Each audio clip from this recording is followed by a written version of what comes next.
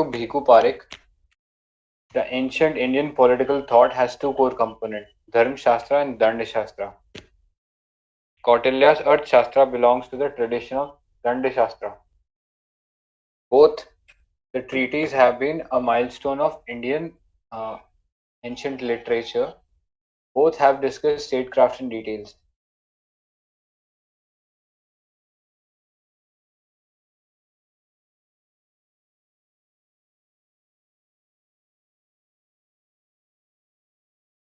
Both the books have similar view on idea of kingship. Further, both have detailed views on duties of king. Further, we can trace continuity in the idea of seven elements of state, that is king, military, country, fort, treasury, army, friend. However, there are some differences also regarding how they dealt with state power.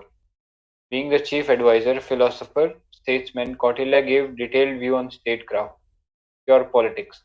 On the other hand, Dharma Shastra dealt only with the sacred law, that is the cosmic law, customs, and tradition. In Arthashastra, ruler had unlimited power for maximization of territory, whole world, through offensive realism. For Kautilya, for Kautilya's ruler, power is an end and power is a means. On contrary, ruler according to Dharma Shastra is not powerful enough. No mention of conquering the world. Further, rather than realism, book focuses more on code of conduct. In Arthashastra, ruler is empowered enough to make their own laws. There is no such mechanism available in Dharma Shastra. Here, rulers have to follow the sacred law, that is, greater importance on Raj Dharma. Thus, there is an explicit focus on state power in Arthashastra and not in Dharma Shastra. However, both have their own utilities even today. On one hand, Dharma Shastra mention ethical guidelines to leader, similar to the code of conduct in modern bureaucracy. On the other hand, Arthashastra challenges the Western view that India lacks strategic culture. George Denham, theoretical base to the discussion over no first use policy and Dovell doctrine can be traced to realism by Kautilya. Okay. तो क्या views है यार इसके ऊपर? और addition होना चाहिए था क्या?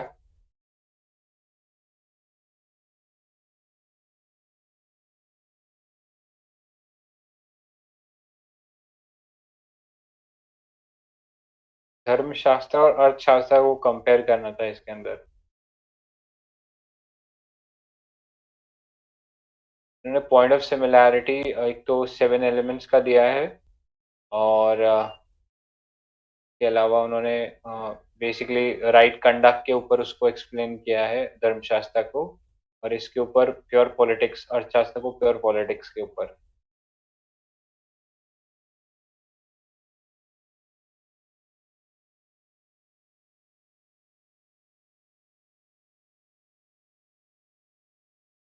कोई व्यू है किसी का इसके ऊपर? ऐसा ही लग रहा है. सही लग रहा है ना. अच्छा.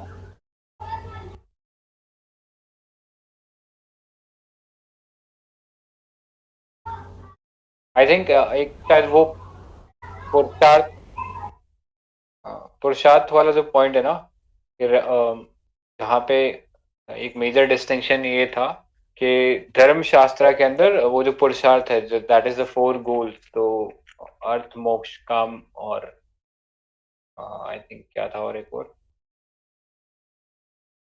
धर्मा, तो इन सब का बराबर फोकस था और बराबर बैलेंस होना चाहिए था. और अर्थशास्त्र में he places material wellbeing that is the artha over other others भी. आई थिंक एक मेजर डिस्टिंक्शन ये भी था, ये भी मेंशन करना चाहिए था.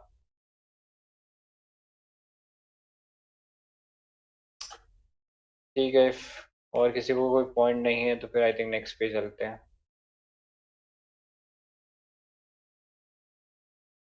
हाँ वृशाली, आप पॉइंट्स मेंशन कर दोगे क्या? हाँ कर दूंगी। Oh, thank. Right. Next देख लेते हैं. Write a note on Buddhist tradition in Indian political thought. ये गायत्री ने लिखा है. गायत्री प्रेजेंट है क्या?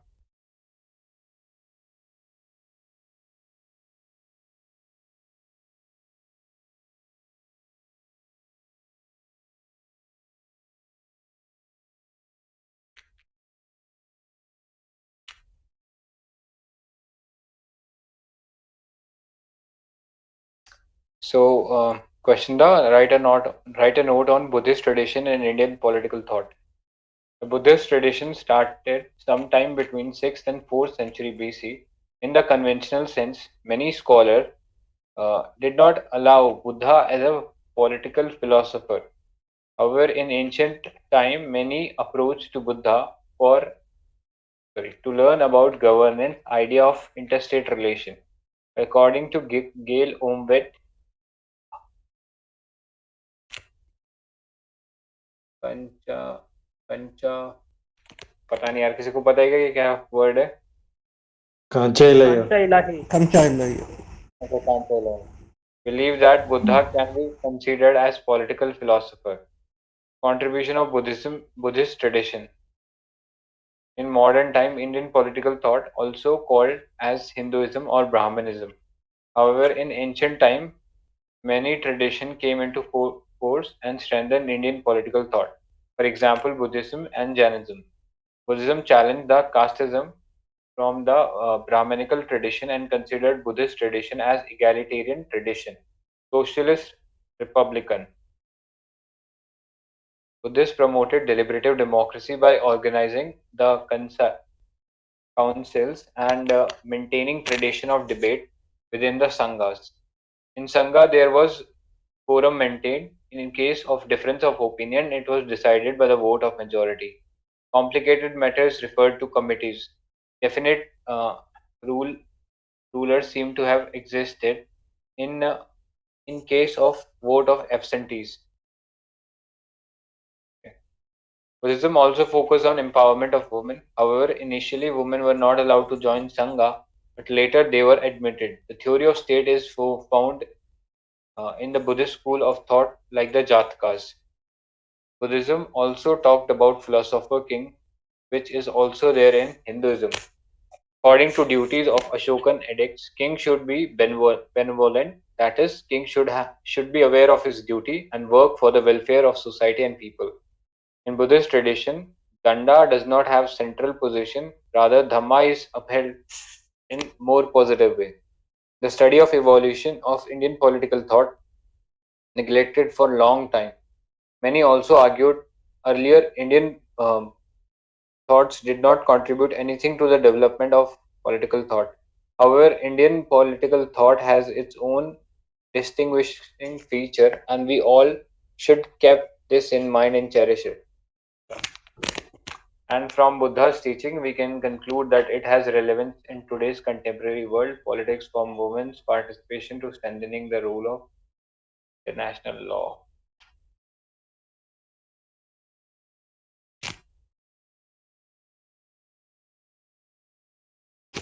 कुछ कमेंट्स है क्या इस पे आंसर के ऊपर?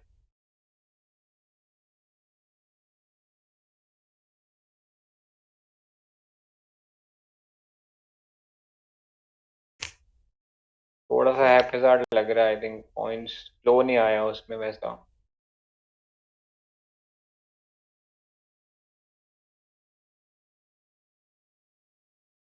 एक और आंसर है यार इसके ऊपर.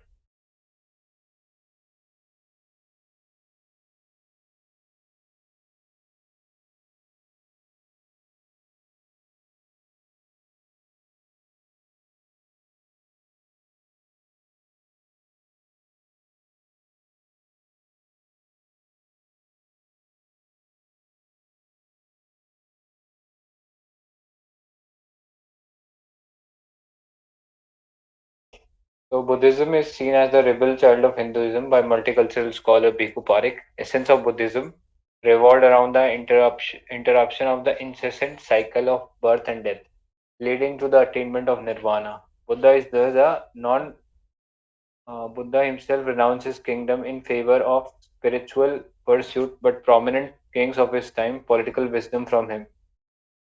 He sought political wisdom from him. Buddhism expounds upon the Four Noble Truths, which seeks to put an end to the misery of human life, born out of greed, ignorance, and desire by following the Eightfold Path. In contrast, Dharmashastra sought for attainment of Yogkshema by all through the imposition of dharma by a king who is descendant of Manu, the first king appointed by a quasi-contractual arrangement between men and God. In Buddhism in contrast adopts a social contract tradition of arrangement between men and men, leading to establishment of a republic, not a hereditary monarch, where the ablest get appointed as the king. Conquest of heart is sought by the Chakravartin, not conquest by force, as envisaged by Kautilya's Arthashastra. Buddha's Sangha was an egalitarian organization which attacked the caste system, gender equality, and gave equal space to people from all sections of society. English poet Sir Edwin Arnold calls Buddha as the light of Asia.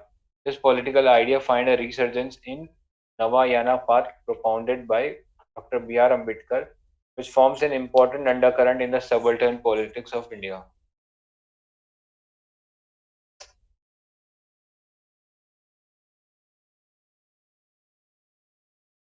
बताओ यार, इस पे कुछ और points add होने चाहिए थे क्या? तो काफी बेटर था यार। पहले तो था, बट पॉइंट्स थोड़े यार कम लगे। बुद्धा का जस्टिस का कंसेप्ट क्या है, कोई बता सकता है कुछ?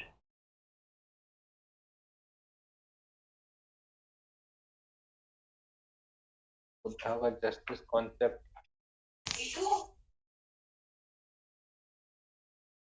यार जस्टिस का तो नहीं पता, बट इस बुद्धिस्ट पॉलिटिकल थॉट में ओरिजिन ऑफ स्टेट वगैरह के बारे में भी कुछ कुछ बोला हुआ है। वो सब शायद यहाँ पे कवर्ड नहीं है। हाँ, वो पहले क्वेश्चन में था ना, वो गायत्री वाले में कॉन्ट्रेक्चुअल स्टेट की बात होती है ना। हाँ, कॉन्ट्रैक्चुअल, जैसे बुद्धास कंट्रीब्यूशन पॉलिटिकल थॉट पूछा है ना, तो मतलब हाँ। वही किंगशिप को किस तरह से देखते थे, और वो डेमोक्रेटिक संघा वाला पॉइंट जो शायद गायत्री ने भी डाला था, एंड इगैलिटेरियन भी हाँ, होता है, रिपब्लिकनिज्म, वो वाले सारे पॉइंट्स होने चाहिए थे यहाँ पे। ये थोड़ा आंसर ऐसा कंपैरिजन टाइप का लग रहा था, धर्मशास्त्र एंड बुद्धिस्ट पॉलिटिकल थॉट के कंपैरिजन टाइप लग रहा था। पॉइंट सारे वैलिड है, बट क्वेश्चन के हिसाब से आई गेस थोड़ा लाइक अलग कंटेंट होना चाहिए था। बाकी कंक्लूजन तो अच्छा लगा मेरे को, कंक्लूजन में पता नहीं था मेरे को ये वाला तो। हाँ, कंक्लूजन तो आई थिंक पिकअप कर सकते हैं और जगह यूज कर सकते हैं। वैसे पॉइंट गायत्री के भी अच्छे हैं, वो उधर थोड़ा फ्लो कनेक्टिविटी अच्छी बन जाए ना, तो वो भी पॉइंट अच्छे हैं। सही बोल रहे मैंने पॉइंट तो हाँ। कवर किए हैं सारे, लेकिन वो सिलोज में कवर किए हैं। ठीक है, कोई और पॉइंट है या फिर नेक्स्ट पे चले?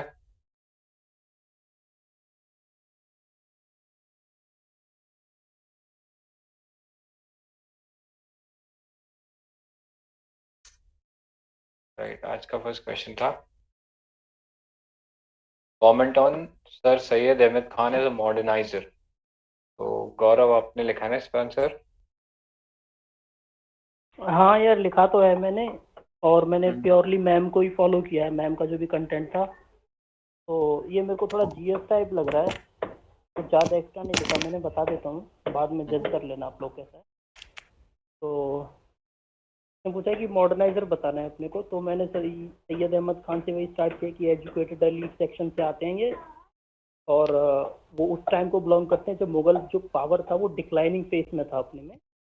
और सेम टाइम में क्या हो रहा था कि जब डिक्लाइन हो रहे थे, तो उसी टाइम पे जो मुस्लिम कम्युनिटी थी वो एक डिप्रेशन फेज से गुजर रही थी, passing through the phase depression. तो बाद मैंने थोड़ा बताया है कि मॉडर्नाइजर की जरूरत कहाँ पड़ी उन्हें, तो he was worried for his community. तो उन्होंने कुछ रीजंस बताए हैं कि डिप्रेशन क्यों हो रहा था। तो कस्टम्स एंड ट्रेडिशन जो काफ़ी आउटडेटेड थे, उसके बाद जो एजुकेशन परसेंटेज बहुत ही कम था इनमें, लैक ऑफ साइंटिफिक लर्निंग थी, और फिर ब्रिटिश जो भी थे वो एक और ये भी फैक्टर था कि जो ब्रिटिश थे वो हिंदू अपीजमेंट पॉलिसी अपना रहे थे। तो जो गवर्नमेंट का सपोर्ट मिलता अपलिफ्टमेंट के लिए वो भी कहीं ना कहीं मिसिंग था। तो इस करके तो फिर इन्होंने बोला कि upliftment of Muslim rooted in, तो इन्होंने बताया कि मॉडर्नाइजेशन ऑफ इस्लाम से अपन अपलिफ्टमेंट कर सकते हैं। तो फिर इन्होंने बताया कि कैसे कैसे होता है। तो सबसे पहले इन्होंने एक क्या बोलते हैं मैगजीन स्टार्ट की, तहजीबुल अखलाक, जिसपे वहाँ उन्होंने जो भी कस्टम्स एंड ट्रेडिशन से आउटडेटेड उनको काउंटर किया। और ये ऐसा भी मानते थे कि जो मुस्लिम कम्युनिटी है it is more suited for critical thinking and critical reasoning. तो ऐसा इनका बिलीव था। तो इन्होंने बोला कि जब इतना सब कुछ पोटेंशियल है तो we should develop scientific temper, मतलब Muslim to develop scientific temper, मतलब जो साइंटिफिक लर्निंग से आएगा। तो इन्होंने स्टार्ट किया। फिर एक रिसर्च सोसाइटी थी गाजीपुर में, बाद में उसको अलीगढ़ में शिफ्ट करा गया। और एक जर्नल भी स्टार्ट किया था साइंस बेस्ड, जो कि इंडियन इंस्टीट्यूट गैजेट नाम से। और इन्होंने ये भी कॉल किया कि एक हाथ में कुरान हो, दूसरे में साइंस की बुक हो, मतलब एक मुस्लिम्स के लिए। तो ये कुछ इनिशिएटिव थे। उसके बाद इनको ये भी पता था कि जो ब्रिटिश हैं वो काफ़ी लंबे समय तक रहने वाले हैं इंडिया में, और उनके पास काफ़ी रिसोर्सेज भी हैं, मतलब वो जिसको सपोर्ट करेंगे तो कम्युनिटी का अपलिफ्टमेंट हो सकेगा। तो मुस्लिम अपलिफ्टमेंट के लिए उनके पास रिसोर्सेज भी काफ़ी हैं। तो इन्होंने बोला मुस्लिम को कि you have to show loyalty and faith in British. तो he has directed them to stay away from, और साथ में उन्होंने डायरेक्ट किया कि जो फ्रीडम मूवमेंट चल रहे हैं ऑर्गेनाइजेशन है आईएनसी जैसे, तो इनसे दूर रहो, अदरवाइज ब्रिटिश फिर आपके मतलब वही अपीजमेंट पॉलिसी अपनाएंगे। तो इसी टाइम पे इनको क्रिटिसाइज करने के लिए ऑर्थोडॉक्स मुस्लिम्स आते हैं, जो इनके रिलीजियस मैटर इंटरफेरेंस के लिए उनको क्रिटिसाइज करते हैं। साथ ही साथ में देवबंद सोसाइटी जैसे वो फतवा इशू करते हैं इनके अगेंस्ट।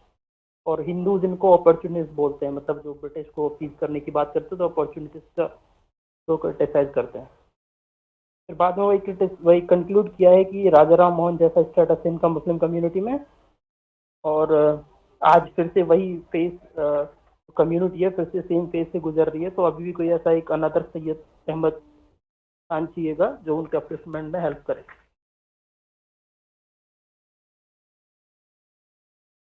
बाकी संदीप मोहन ने काफ़ी अच्छे पॉइंट डाले हैं, एक बार उनको पूरा और डिस्कस करने को बोलो। समीप ब्रो, बताओ यार क्या आपने इसमें एडिशन किया है? यार मेरे पास तो जो कंटेंट था मैंने वहाँ डाल दिया पूरा, फिर उसको में से देखना पड़ेगा कि ये वाले क्वेश्चन में कौन सा एप्ट है। तो कुछ एजुकेशन वाले पॉइंट है मेरे ख्याल से वो गौरव ने डाले हैं, बट स्पेसिफिक जैसे वेस्टर्न साइंटिफिक नॉलेज और इंग्लिश एजुकेशन दोनों पे उसका फोकस था। एंड साइंटिफिक सोसाइटी कुछ उसने एस्टैब्लिश की थी Mohammad Anglo Oriental College AMU वगैरह में। एक इज्तिहाद करके एक कॉन्सेप्ट था, तो उसका था कि interpretation led to validity of free inquiry करके ऐसा कुछ पॉइंट था कि वो कुरानिक वर्सेस वगैरह पे भी वो बोलते थे कि वी शुड डिस्कस मोर उसके इंटरप्रिटेशन को और थोड़ा सा कंटेम्प्रेरी बनाने के लिए। तो उस तरह से वो बोलता था, कुरान को अथॉरिटेटिव मानता था, but he also believed in scientific outlook and rationalist paradigm. तो ऐसे कुछ रैंडम पॉइंट्स हैं उसमें जो इसमें डायरेक्टली फिट हो सकते हैं इसी आंसर में।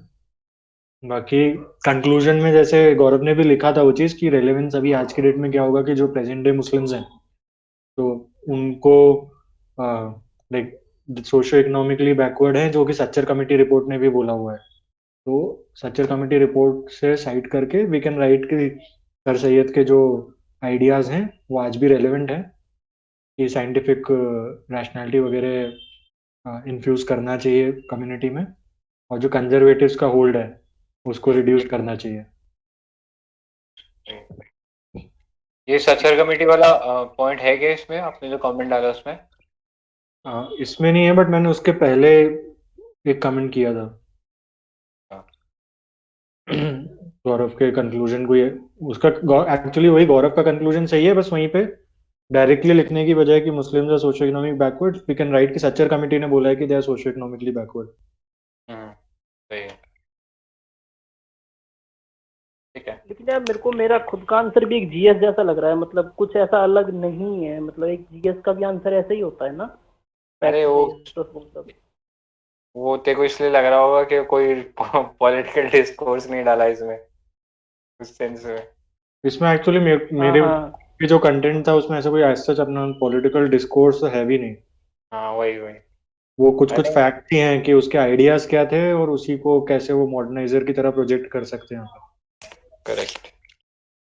आई थिंक ये बेस्ट ही आंसर तो। हाँ, और वो वैसे भी पूछ नहीं रहा यार, ये जब से सरकार बदली है ये आया ही नहीं है इस पे क्वेश्चन। आएगा भी नहीं ये तो। हाँ। सही। ठीक है, किसी का और का कोई एडिशन है क्या इस इन पॉइंट्स के अलावा?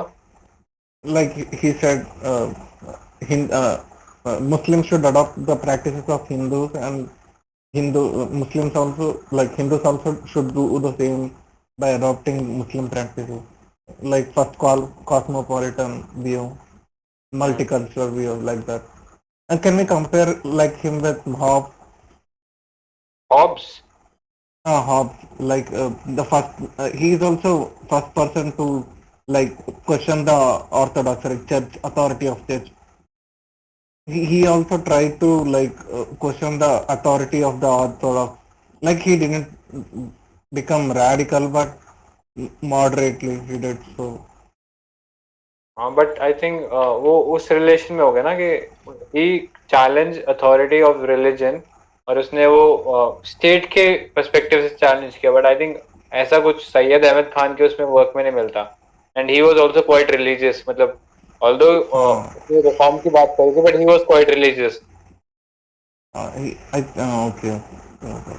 मतलब and he has I think never challenged the authority of God or religion, बस उनको रिफॉर्म की बात किया जो प्रैक्टिसेस थे उसे उनके ने करेक्ट। बोला। ठीक है, ठीक है, देन नेक्स्ट क्वेश्चन पे चलते हैं फिर।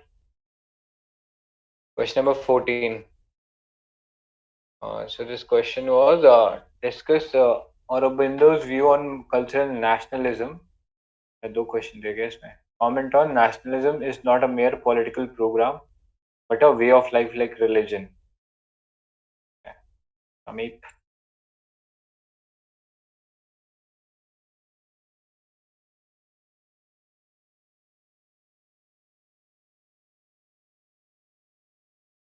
समीप बोल रहे हो क्या आप इस पे? हाँ, वहाँ पे और भी लोगों ने लिखा है ना आंसर। हाँ, गायत्री ने लिखा है और निकुंज ने लिखा है। आई थिंक ये दोनों है नहीं यहाँ पे।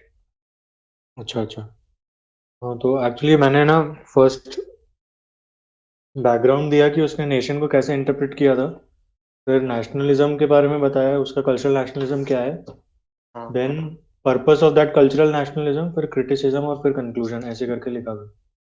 तो उसमें फर्स्टली वो ये कि बंकिम चंद्र चैटर्जी से इन्फ्लुएंस था नेशन का idea. It was not just a piece of land और a figment of imagination, he glorified nation as Bharat माता।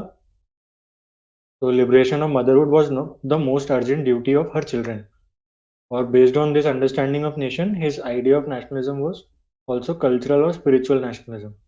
Nationalism is neither a political program nor an intellectual pastime. And according to him, nationalism is akin to religion.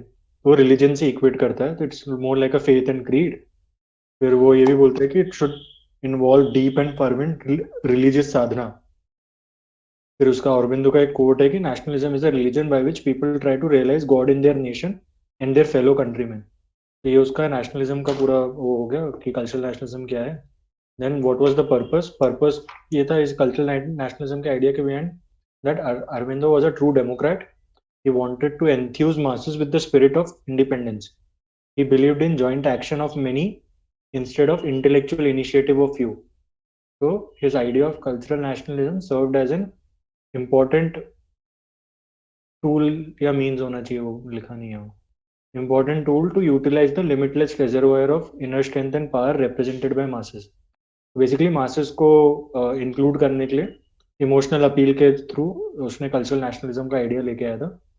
However, cultural nationalism has been criticized as mixing politics with religion in multicultural, multi-religious society. It led to alienation of Muslims from mass movement.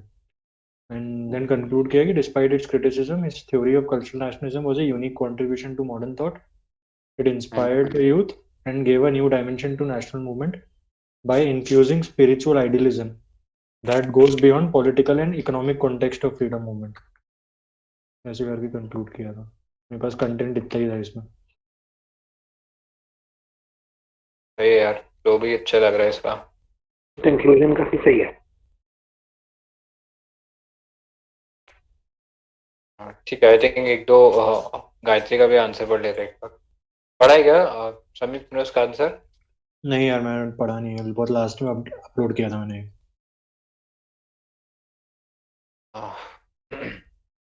Sri Aurobindo Ghosh was renowned and an important personality in the history of Indian resurgence and Indian nationalism. He had a very versatile brilliance. He wrote effective texts that represented the crystallization of new and rising soul of India and given a spiritual message for humankind. His political thought were the logical extension of his spiritual vision. He tried to integrate the materialist trend in the Western philosophy with the idealist tradition in Indian philosophy. That's why Romain Ronald had said Aurobindo was the highest synthesis of Genesis of Asia and genius of Europe. He clearly rejected the moderates' view of India as a nation in making and gave his theory by applying the concept of German scholars nation is natural and nation has a spirit. I think ये Hegel वाला idea है ना? ठीक है. He also held that it will be irrelevant to understand the spirit of Indian nationalism through the Western idea. He has spiritualized the concept of India and provided the idea of human unity and represented civilizational values of India. Vasudev Kutumbakam, the idea shared by Vivekananda. Aurobindo was also a follower of the idea of cosmopolitanism. According to Ghosh, nation is not a mere geographical expression, not a piece of land, uh, or creation of mind. Rather, nation is faith, religion, divine, and spirit. He believed it's not desirable to stop the rise of India as a nation. Spirit of India, which is present since the beginning. Spirit may be sleeping, but but it's now awakened. It never dies and bound to emerge. He mentioned the rise of India as a divine mission only has such civilizational value which could save the world from crisis. Hence, the rise of India is for the benefit of humanity. Aurobindo followed the idea of Sanatan Dharma Vivekananda to express the idea of nationalism and appeal to youth. That nationalism must become the religion of the youth, and we need the same level of commitment to the nation which we have for our religions. Take over, Abhi. Ghosh spiritual nationalism was inspired by Bankim Chandra Chatterjee's concept of Mother India as Kali. According to Ghosh, Indian nationalism is different from uh, jingoistic Bingo. nationalism. Jingoistic nationalism, as it is based on values of unity and cooperation. Thus, Aurobindo's thought process of cosmopolitan world is real importance in today's complex interdependence world. We are at such phase where we won't be able to solve the problems alone. Either we follow the laws of nature or nature will destroy us. Ghosh thought are relevant in today's global threat like climate change, terrorism. That is, act with the spirit of cosmopolitanism.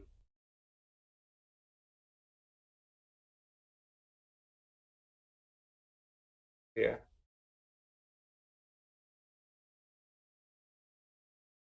ये 4 page का answer था। Hmm. इसमें ज्यादा content है भाई, वो उसको add कर सकते हैं वहाँ पे। Mhm. एक वो पॉइंट अच्छा है, उसने कहीं लिखा था nation is natural and nation is spirit type. वो हर्डर और हीगल का इन्फ्लुएंस था वो। हाँ, वो आई थिंक स्कॉलर भी लिख देना चाहिए था हाँ, सही तो वजह वो से। कंप्लीट हो जाता, वो इन्फ्लुएंस किसका था। Eagle and हर्डर। वो किसी ने डाला है 250 वर्ड्स क्वेश्चन है, तो मतलब मेरे ख्याल से ज्यादा कंटेंट डालना पड़ता। तो इन्फ्लुएंस भी एक्सटेंड कर सकते हैं एंड कल्चरल नेशनलिज्म को और थोड़ा सा ब्रॉडली एक्सप्लेन करना चाहिए था, जैसे गायत्री ने किया भी है। बाकी वही और कंक्लूड भी आई गेस, जो रेलेवेंस वाला है ना, प्रेजेंट डे रेलेवेंस पे कंक्लूड करना, मुझे ऐसा लगता है कि वो ज़्यादा बेटर रहता। कंक्लूजन तो मेरे को यार आपका बेटर लगा इसके अंदर, थोड़ा मतलब उन्होंने भी ठीक लिखा बट थोड़ा सा वो कोहेरेंट नहीं था। अच्छा, हाँ मतलब मेरे ख्याल से उसको और कुछ अमेंड करके, जैसे वसुधैव के कुटुंबकम का जो आइडिया है हम्म, वैसे टाइप, मतलब आई थिंकिंग मेरे ख्याल से मेरे वाले कंक्लूजन के भी आगे एक पैराग्राफ बनाया जा सकता है कि वो प्रेजेंट डे रेलेवेंस भी है, मतलब जब 250 वर्ड्स हो जाए तो मैं पॉसिबिलिटी है वो।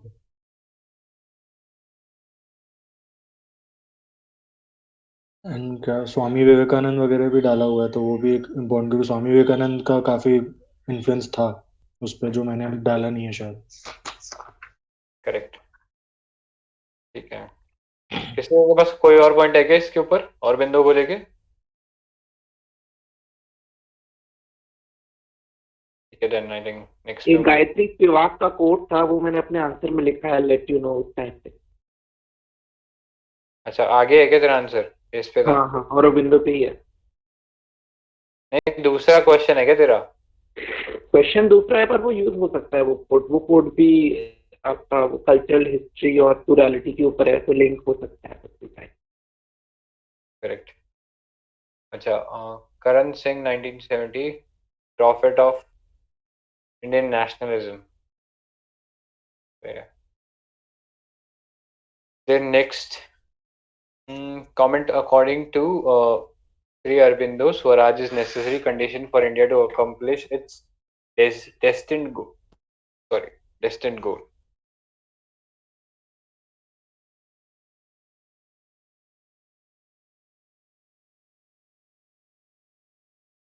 Savik?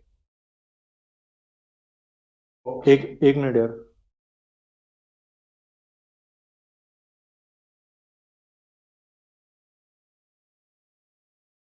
हाँ हाँ ब्रो, यार मैं अभी पढ़ रहा था ये वाला आंसर फिर से, बट आई रियलाइज कि इसमें थोड़ा सा फ्लो का प्रॉब्लम है, मैंने ज़्यादा उतना अच्छा ठीक लिखा नहीं है, बट आई रीड Right. कि मतलब मैं इंट्रोडक्शन तो वही है, कॉमन सा दिया था, प्रॉफिट ऑफ इंडियन नेशनलिज्म, फिर उसका किस किस का इन्फ्लुएंस था औरबिंदो पे, वो लिखा। देन नेक्स्ट पैराग्राफ में his political ideas in his articles new lamp for old came as a critic of moderates who dominated the Congress at that time. फिर मॉडरेट व्यू जो था कि Britishers are blessing in disguise, उसको उसने criticise किया था, that British rule was mercantilist in foundation, exploitative in character, and suggested passive resistance and mass participation to achieve swaraj. फिर background दिया था, फिर एक स्वराज को एक्सप्लेन किया है कि Swaraj is self rule by Indians and was not merely of economic and political nature, it was necessary to perform its spiritual mission dedicated to upliftment of humanity. So Aurobindo basically वो बोल रहा है कि Swaraj is not just important for India हम के लिए, बल्कि like humanity के लिए इंडिया का इंडिपेंडेंट होना बहुत ज़रूरी है। तो एट द इंडिविजुअल लेवल वो कह रहा है कि इंडिविजुअल लेवल पे भी सच्चिदानंद की बात की थी कि the real estate of happiness, तो इंडिविजुअल लेवल पे भी रैशनल डेवलपमेंट तभी होगा जब नेशन को इंडिपेंडेंस मिलेगी। देन इंडिपेंडेंस ऑफ इंडिया और swaraj was just a stepping stone to move in the direction of unity of humankind. फिर उसने बोला था कि एक कॉम्प्लेक्स वननेस वाली सोसाइटी एस्टैब्लिश करनी पड़ेगी, जो कि नेशनलिज्म को और कॉस्मोपॉलिटनिज्म को एक तरह से रिकनसाइल करता है। वो कि जो states हैं, they'll function as cultural units, but their physical boundaries will have no relevance, as they would look beyond them to realize the vision of unity of mankind. India with its Swaraj would ensure spiritual development of itself and moral regeneration of the entire world. His cosmopolitan vision found resonance in League of Nations and United Nations. It represented mankind's aspiration for peace and unity. Therefore, Aurobindo's idea of Swaraj takes a holistic view and based on interdependence between individual nation and humanity as a whole. Hence, it is in this context C.R. Das called Aurobindo poet of patriotism, prophet of nationalism, and a savior of humanity. इसमें थोड़ा सा मेरे को जो second page पे स्वराज का explanation है वो थोड़ा रिपीटेटिव सा लगा, तो वहाँ पे अगर कुछ और कंटेंट ऐड कर सकते हो तो देख लो। इसमें थियोरेटिकल एस्पेक्ट के लिए अपन वो कल्चरल नेशनलिज्म वाली थ्योरी डाल सकते हैं और वहाँ बता सकते हैं कि डिफरेंट डिफरेंट नेशंस के डिफरेंट डिफरेंट डेस्टिन गोल क्या क्या हो सकते हैं। तो क्वेश्चन में मेंशन किया है इन्होंने कि डेस्टिन गोल, तो जैसे उन्होंने बताया कि इंडिया के, आपने तो बता दिया यहाँ पर ह्यूमैनिटी, वो ग्रीस का बताते हैं एक ब्यूटी होता है, एक साथ साथ बताते हैं गॉड का एक जो तामस करके एक फैक्टर होता है वो भी स्टेट रिप्रेजेंट करते हैं, फासिस्ट स्टेट जैसे। हाँ, correct. राइट तो डिफरेंट डिफरेंट गोल्स को उससे एक्सप्लेन करते हैं। 4-5 कुछ कंट्रीज का अलग अलग दिखाया जा रहा, कुछ कहीं पर पढ़ा था मैंने। हाँ, ग्रीक्स हाँ बेसिकली वो ब्रीथिंग, रोमन्स एथिक्स, ब्रिटिश जो है वो उसका यूटिलिटेरियन और या मटेरियलिज्म डिमेंशन दिखा रहे हैं। और it is not that only good elements are expressed, कभी कभी बैड एलिमेंट्स भी एक्सप्रेस होते हैं। तो बैड एलिमेंट्स के लिए वो फासिज्म का डिमेंशन देता है कि इट इज इविल। ठीक है, और फिर फाइनली वो कहता है इंडिया का जो रियल डिमेंशन है स्पिरिचुअलिटी है। तो इंडिया को ये स्पिरिचुअल एलिमेंट है, उसको एक डिवाइन मिशन के साथ पूरे वर्ल्ड तक पहुंचाना है। तो इंडिया का जो राइज है वो होना है, वो तो डेस्टिन्ड है। तो जितना जल्दी हम लोग उसको करें उतना बेटर ह्यूमैनिटी के लिए होगा, for the greater good. Sense में आई थिंक एक पैरा उस पर हो सकता था। हाँ, और सही। इन सब के लिए जितने भी डेस्टिन्ड गोल्स हैं उन सब के लिए चाहिए इंडिपेंडेंस, क्योंकि बिना किसी के अंडर कंट्रोल में वो अपना जो डेस्टिन्ड गोल है उसको नहीं प्रोपेगेट कर सकता। स्वराज से रिलेटेड डाल सकते हैं। वो इसमें लिखा था ना, डेस्टिन्ड गोल जो इंडिया का है वो पर्सोनिफाई करता है इंडिया को एज मदर गॉडेस। वो शायद वो पॉइंट शायद मिसिंग है इसमें कि क्योंकि इंडिया के सिर्फ वो कल्चरल और सिविलाइजेशन वैल्यूज है जिससे वो मैसेज दे सकता है, वो इसका डेस्टिन्ड गोल है स्वराज का। जैसे कि गौरव ने बोला कि in being in change of foreign rule, ये वो डेस्टिन्ड गोल नहीं दे सकता है बिकॉज इंडिया को डिलीवर करना है अपना मैसेज, इसलिए जो यूथ को है वो अराइज होना है और इंडिया को ये कराना है, फ्री कराना है। वो पॉइंट भी एक शायद इसमें मिसिंग है, मुझे लग रहा है शायद वो इसमें आ सकता है। अच्छा, हम लोगों को अगर ये जो जितने भी अभी 3-4-5 थॉट्स हमने बोला, अगर इसको ऑर्डर करना होगा तो कैसे करेंगे?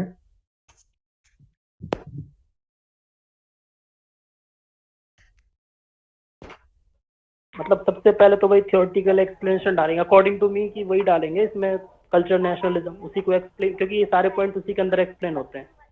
हम्म। तो मतलब इंट्रोडक्शन के बाद सेकेंड पैरा से ही वो स्टार्ट करके फिर डेस्टिन गोल को थोड़ा दिखा करके फिर जो आपने मेंशन किया है। हम्म। ये वाला 10 मार्कर है। हाँ, बट ठीक है, मेरे ख्याल से वो अगर हम 15 मार्कर के हिसाब से अगर स्ट्रक्चर करें ना, तो उसको 10 मार्कर के हिसाब से छोटा किया जा सकता है। तो मतलब 10 का 15 करना थोड़ा मुश्किल होता है, 15 वाला 10 पे लाना आसान है।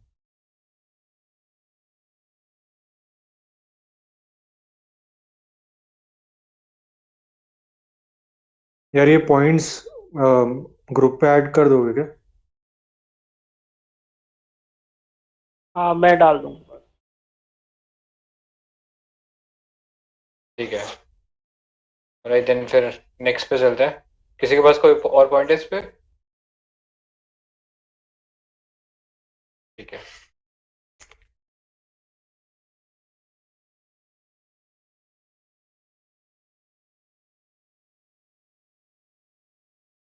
ठीक है। तो नेक्स्ट था comment on Shri Aurobindo's idea of freedom. Shanu. या मुझे इसमें सबसे पहले वो था कि कंक्लूजन मुझे स्पिरिचुअल फ्रीडम पे करना है, तो इसीलिए मैंने जो first half of the question है उसको वो नेशनल फ्रीडम से लिंक किया, और इंट्रोडक्शन में मैंने ऑलमोस्ट पूरा जिस्ट बताई दी कि वो ग्रेट सिंथेसाइजर था। तो सिंथेसाइज करता था स्पिरिचुअल डेवलपमेंट ऑफ पीस और material development of west to establish India as a spiritual guide to humanity. इसकी वजह से टैगोर ने उसे वो जो कोट था, the world will get the message of India to all. उसके बाद मैं वही विवेकानंद और बंकिम चैटर्जी का जो भारत माता का आइडिया था उससे इन्फ्लुएंस होके मेरा था कि freedom of India is not just for the benefit of India but for the benefit of humanity.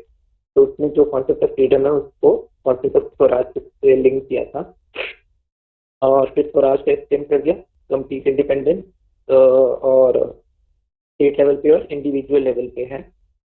और उसका जो आइडिया है वो सोशल एग्जिस्टेंस पे बेस्ड है, जहाँ पे freedom for one is compatible with other people. और he was again capitalist idea of freedom, क्योंकि वहाँ पे वो to it gets very mechanical and shapes power to regulate the freedom of individuals without taking into consideration the natural impulses of all is bound to create chaos in society. Or he was also against the socialist concept of freedom, where people are forced to give up their freedom of action and possession, जो कि regulated liberty उनको मिलती है उसके बदले में, जो कि ऑपरेसिव स्टेट सिस्टम रहता है।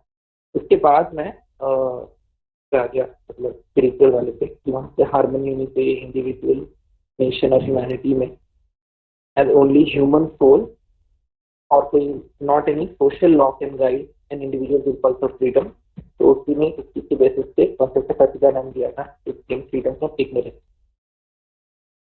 और you believe that real freedom lies in the understanding of God और वो तभी पॉसिबल है जब ये अचीव होता है सुपर माइंड। और फिर वही इंटरनल योगा वाला पॉइंट और धर्म योगा राज योगा ये सारे वो देख के और फिर मैंने कंक्लूड करते की रेलेवेंस पे जो relevance of this yoga to achieve this intrinsic freedom is recognized and celebrated internationally or Deva rightly claimed that Aurobindo successfully combined our cultural history with the acknowledgement of plurality which will never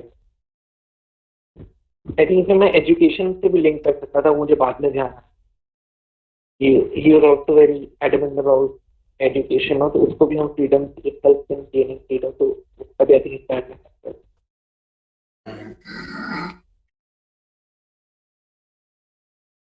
सही है।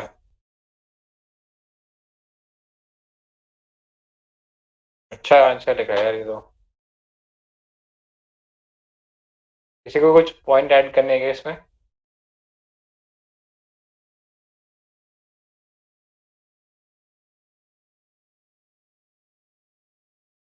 यार इसके में हम जो starting में इसका वो भी डाल सकते हैं क्या कि जैसे जो जो ट्रांजिशन आया था वो भी ऐड कर सकते हैं ना कि वो जो एपिस्टेमोलॉजिकल गैप आया था उसका जेल में वो स्पिरिचुअल जो उसको एक्सपीरियंस हुआ था मिस्टिकल एक्सपीरियंस के चलते ही लेफ्ट हिज पॉलिटिकल करियर और वो सब थोड़ा सा ऐड ऑन कर सकते हैं। राइट कर सकते हैं। नहीं तो उसमें फ्रीडम से रिलेटेड क्या था वो जेल से आने के बाद? नहीं वो जो शिफ्ट हुआ ना from the national perspective to that spiritual perspective वो वहाँ पे हुआ था। तो जब मैंने अपना पैराग्राफ चेंज किया ना तो मैं वहाँ जब मैंने भी अपना पैराग्राफ शिफ्ट किया नेशनल से स्पिरिचुअल पे I could have brought that.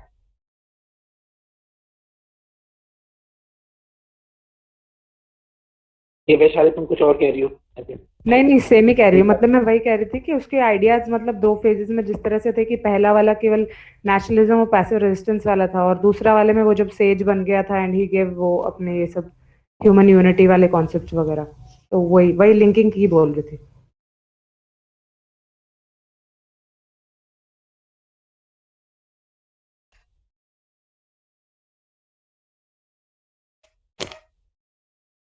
ठीक है, किसी के पास कोई और पॉइंट है क्या? राइट हाँ एक इसने भी पॉइंट लिखा है ना आइडिया ऑफ फ्रीडम।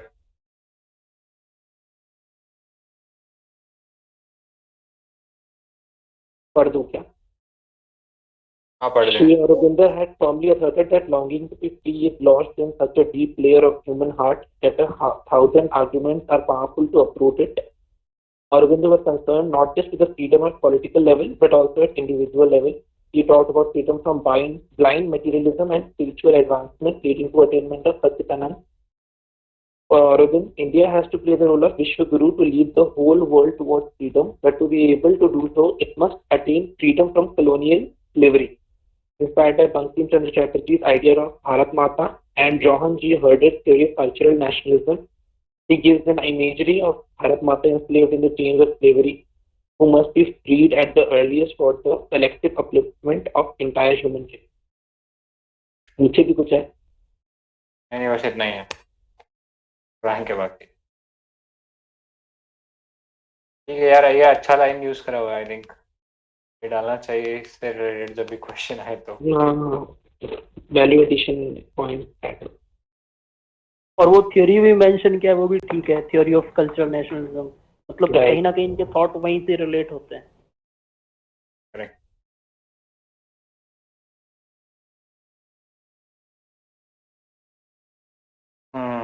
ठीक है अच्छा वैल्यूडेशन है इसके अंदर। तो ये है कौन है? somebody new here?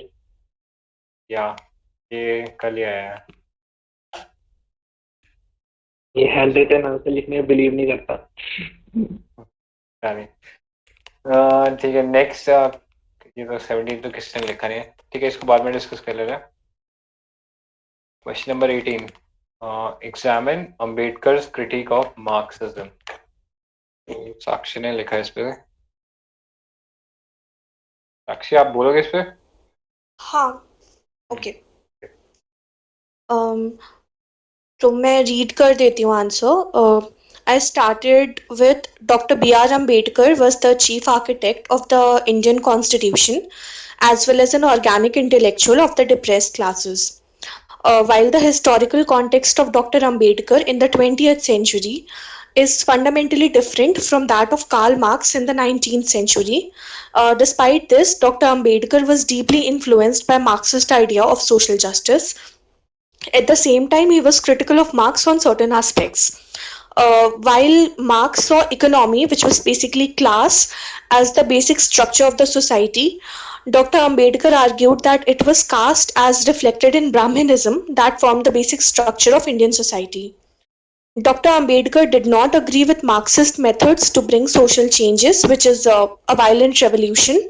He affirmed faith in constitutionalism for the same.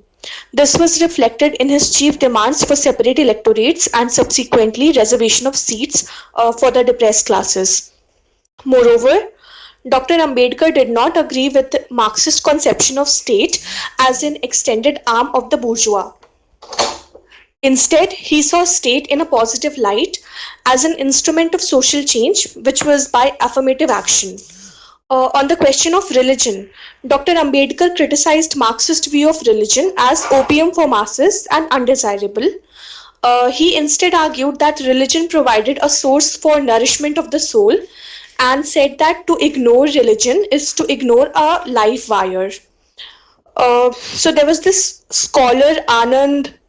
I don't know the pronunciation of his name. He's basically one of those scholars जो अभी वो UAPA के अंडर जेल्ड है वो भीमा कोरेगांव केस में. So जो भी pronunciation है. However, he argued that anyone who believes that Ambedkar was opposed to Marxism is grossly prejudiced. This is because while Dr. Ambedkar did criticize or disagreed with Marx on certain ideas, he was also deeply influenced by him. Ultimately, both Marx and Ambedkar worked for emancipation of masses to end their exploitation and to fight the hegemony in their respective spheres. Thus, while their means differed greatly, they had similar ends. This idea was further reinforced by D. Raja, who sought to synthesize their views to fight the interplay of caste and class in India.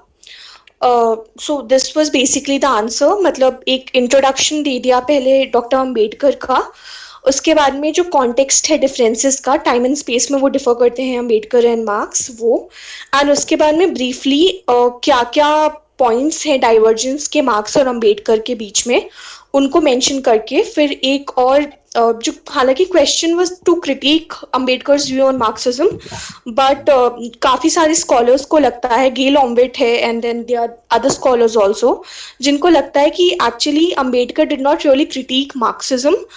ये चीज़ मैंने add नहीं की है कहीं पर, but I read this article, so it mentioned that problem ये थी why everyone thinks that Ambedkar was a staunch critic of Marx, because जो context था अम्बेडकर की politics या writings का, it was in the backdrop of CPI in India, which was like the bastion of Marxism in India, जो communist party थी. तो Ambedkar and communist party were fierce critics of each other. In fact communist party ने तो कई बार अपने articles वगैरह में अम्बेडकर को मिसलीडर ऑफ दलित्स और ये सब भी कहा है कि he was a stooge of imperialist etcetera. So and similarly Ambedkar ने सीपीआई को क्रिटिसाइज किया है क्योंकि वो सिर्फ एक ही मतलब यूनिडायमेंशनल फोकस है उनका क्लास में, कास्ट के इंटरप्ले को उसमें वो देखते नहीं है. तो एक्सप्लॉयटेशन जब तब तक एंड नहीं होगा जब तक हम कास्ट की बात नहीं करेंगे. That's what Ambedkar said. तो इसीलिए कंफ्यूजन बहुत सारे अकेडमिक्स में है कि Ambedkar was a staunch critic of Marxism, but काफ़ी सारे स्कॉलर्स जो हैं इस चीज़ से डिसएग्री करते हैं, including Gail Omvedt and Anand sir basically. Teltumbde है ना ये? हाँ वही. Yeah. So basically this was the answer. यार सारे पॉइंट्स कवर करे, काफी होलिस्टिक है, फ्लो भी अच्छा है. ठीक है, बताओ यार कोई एडिशन किसी को लग रहा है कुछ? एक पॉइंट मुझे मिसिंग लगा जो कि शायद मैंने पढ़ा है कि as per Ambedkar, caste is the basic structure of society, not economy. ये तो लिखा है इसने ना पढ़ा ये इन्होंने। पॉइंट, लिखा ही नहीं पॉइंट। हाँ ओके ठीक है ठीक है।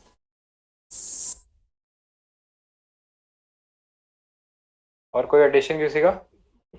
इसमें वो बोल सकते हैं क्या कि जो मार्क्स जो ही क्या बोलते हैं, जो हेजिमनी का कंसेप्ट था ना ग्रामसी का, तो वो कहीं ना कहीं वो ब्राह्मणिज्म की भी हेजिमनी थी, तो उसको रिलेट कर सकते हैं कि मतलब ये मार्क्सिज्म में होते के साथ साथ भी वो कहीं ना कहीं उनके थॉट को रिलेट भी कर रहे हैं।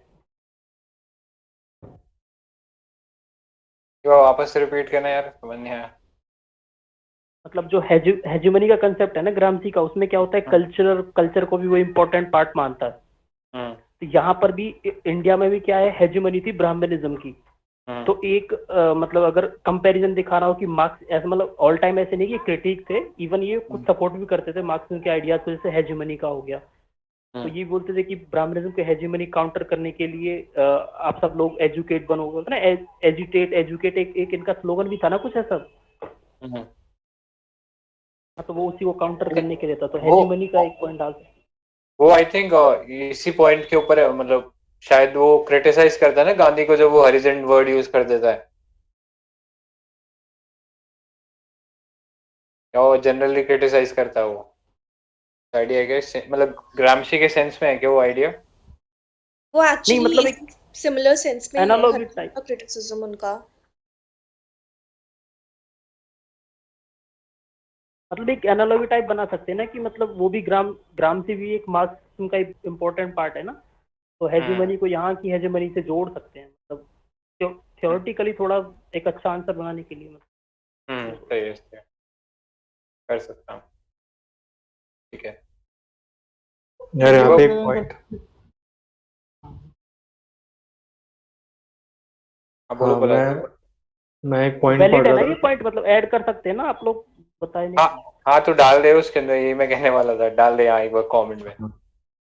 हाँ समी हाँ वो बोल। गेल ऑमवेट वाला एक पॉइंट लिखा था, एक आर्टिकल है, शायद कोई सा बुक रिव्यू है उसमें, कि as for Marxism itself Ambedkar was both attracted and alienated by it. वो सो दैट, आर्टिकल नहीं था उनका, जेएनयू में उन्होंने जो अंबेडकर मेमोरियल लेक्चर होता है, फोर्थ अंबेडकर मेमोरियल लेक्चर, वो उसमें दिया था गेल ऑम्वेट ने, पूरा एक लेक्चर है। सो उसका पीडीएफ भी है इंटरनेट पे, अगर कोई पढ़ना चाहे तो। ओके ओके, मैं एक्चुअली यहाँ पे कुछ हिंदू में Marx and Ambedkar continuing the dialogue हाँ, वो करके डी कोई, राजा वाली जो किताब है ना, उसका रिव्यू था। राइट राइट, या उसका रिव्यू देख रहा था, तो उसमें एक लाइन लिखी हुई थी। तो I guess we can use that statement somewhere क्या, because we have talked about similarities and differences both. या दैट मेक्स मोर सेंस, अगर उसको शुरू में डाल सकते हैं। सही है। सुजैन ने भी कुछ पॉइंट्स रेज किए हैं। आई थिंक ये तो लिखा है ना, continent dialogue, doctor Raja N Muthu Mohan, dignity of labor, common ground between Marxism and Dalit politics espoused by Ambedkar, both of which aim to strike the roots of exploitation of the oppressed. ठीक है, हाँ, conclusion एक alternate, ठीक है, right. I think फिर next पे चलते हैं। क्वेश्चन 18 हो गया ये, 19 शिवानी है क्या? आई थिंक इसको लास्ट में कर लेते हैं डिस्कस, नेक्स्ट पे चलते हैं। Question number 20, Ambedkar's idea on constitutionalism. Palash, हाँ, ठीक है ब्रो, बोलो। तो मैंने स्टार्ट कर दिया कॉन्स्टिट्यूशनल का, structured on the ideals of limited government, rule of law, democratic values. तो लॉक ने भी बहुत थिंकर्स ने बात की है इसके ऊपर, लिमिटेड नेचर ऑफ गवर्नमेंट के बारे में। अम्बेडकर जो चीफ आर्किटेक्ट भी इंडियन कॉन्स्टिट्यूशन है, परहैप्स यूनिक था in the sense that he develop his own ideas about the constitution में लीगल सोशल टर्म्स में किया है उसने। ठीक है, तो उसके लिए legislative body is nothing but reflection of social dynamics. ठीक है, तो किसी एक सेक्शन का डोमिनेंस नहीं दिखाने के लिए, जैसे मेजोरिटी के ऊपर, एक फेडरल ऑर्डर बोला था उसने कि वो लिमिट कर सकता है पार्टिसनशिप और उसके एक्सेसेस। तो इसने डिफरेंशिएट किया था स्टेट और प्राइवेट कंपनी में। एक प्राइवेट कंपनी प्रॉफिट केस में कर सकती है और वो अपने इंटरेस्ट के लिए काम कर सकती है, लेकिन एक गवर्नमेंट जो रिस्पॉन्सिबल रहती है और सब्जेक्ट रहता है उसका पब्लिक ओपिनियन के ऊपर, उसको जस्टिस करना पड़ता है सारे सिटीजन्स के साथ साथ। उसमें डिफरेंशिएट करने के बाद नॉट ओनली लेजिस्लेचर, उसने ब्यूरोक्रेसी की बारे में बोला कि should work for its citizen, क्योंकि आईसीएस थे हमारे मतलब ब्रिटिश के टाइम पे, वो सिर्फ पार्टीसन थे, ब्रिटिश के इंटरेस्ट के लिए काम कर रहे थे। तो अंडर रिप्रेजेंटेटिव डेमोक्रेसी ब्यूरोक्रेसी की अकाउंटेबिलिटी इंश्योर होगी हमारे मिनिस्ट्री ऑफ रिप्रेजेंटेटिव से। दस फॉरम डेमोक्रेसी है जो एडिफिस की तरह काम करता है on which constitutionalism survive. Democracy रहेगी तो ही कॉन्स्टिट्यूशन भी सर्वाइव होगा। एक सोशल पॉलिटिकल लाइफ में अगर डेमोक्रेसिज्म लैक करेगी तो कॉन्स्टिट्यूशन सर्वाइव नहीं हो पाएगा। इस कंटेक्स्ट में उसने अपनी कॉन्स्टिट्यूशनल मोरालिटी का कंसेप्चुलाइजेशन किया, जिसका मतलब होता है फ्रीडम और सेल्फ रिस्ट्रेंट दोनों। In words of Ambedkar, the maintenance of constitution morality requires that we must hold fast to constitution method of achieving our socio economic objective. ठीक है, तो हमको कॉन्स्टिट्यूशन मेथड्स का यूज करना चाहिए अपने सोशल इकोनॉमिक ऑब्जेक्टिव को ये करने के लिए, अचीव करने के लिए। ठीक है, तो इसने अबैंडन, मतलब इसका मतलब ये हुआ कि हमको एक्स्ट्रा कॉन्स्टिट्यूशन मेथड जो गांधी वगैरह का था, सिविल डिसोबीडियंस वगैरह, उसको अबैंडन करना चाहिए। इसका मतलब है सेल्फ रिस्ट्रेंट करना चाहिए। लेकिन हम अपनी एक्सरसाइज कर सकते हैं अपना freedom by showing constitutional mechanism, जो भी हमके पिटिशंस और वो सब है हमारे, और लीगल मेथड जो रहेंगे हमारे, वो हम लोग इंश्योर कर सकते हैं अपना फ्रीडम का एक्सरसाइज करके, हम अपने इंटरेस्ट इंश्योर कर सकते हैं। ठीक है, तो इसमें फ्रीडम और सेल्फ रिस्ट्रेंट हो गया। फिर he was a rationalist and believe in progressive constitution. तो उसके लिए कॉन्स्टिट्यूशन एक ऑर्गेनिक होल होता है जो अडेप्ट करना चाहिए changing need of the time. तो वेरियस अमेंडमेंट जो है हमारे, वो टेस्टिमनी है। जो 377 डीक्रिमिनलाइज हो गया, तो वो दिखा रहा है कि changing socio political consciousness of our society, and it is aptly reflected by the amendment. तो अमेंडमेंट रिफ्लेक्ट भी कर रहा है। In the domain of the type of government, ये पार्लियामेंट्री गवर्नमेंट एफिकेसी को ज़्यादा ये देता है, इंपॉर्टेंस देता है, क्योंकि रिप्रेजेंट करता है wider section of society. One man one vote और वन वैल्यू भी होनी चाहिए उसका, टू इंश्योर सोशल जस्टिस। और अम्बेडकर पहले पार्लियामेंट का जो फंक्शन सिर्फ पॉपुलर रिप्रेजेंटेटिव सोसाइटी को रिप्रेजेंट करना नहीं है, पर डिबेट भी करना है, क्वेश्चन करते रहना है गवर्नमेंट को, ताकि वो मोनोपोली हासिल ना कर पाए और पॉपुलर विल को मतलब हथिया ना पाए, ऐसा कुछ। The decreasing number of hours days in the parliamentary meet shows the grim nature of today's parliamentary inability to act in effective restraint of the government. तो नंबर ऑफ डेज आवर्स और वो सब कम हो रहे हैं। तो हमीद अंसारी ने जो बोला था वाइस प्रेसिडेंट था, उसने भी क्रिटिसाइज किया था कि क्वालिटी ऑफ डिस्कशन बहुत कम होते जा रहे हैं लेजिस्लेटिव बॉडी में हमारे। फिर अम्बेडकर व्यूज एंड आइडियाज दस आर वेरी रेलेवेंट अपने कंटेम्परेरी टाइम्स में, to use a constitutional mechanism और parliamentary discussion को यूज कर सकते हैं हमारे grievances को एड्रेस करने के लिए। Ambedkar regarded just like Nehru for the state to ensure social justice and human development, but he was pragmatic enough to limit its power, not letting it to regress to dictatorship, and have fundamental rights and directive to act as restraint ensuring constitutionalism. Sign कर दिया।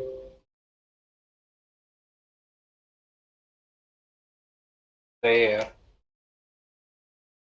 Basic मेरे को लग रहा है constitution मतलब वो कोई rule of law, limited government का मेन लग रहा था मेरे को, और डेमोक्रेटिक वैल्यूज जैसे।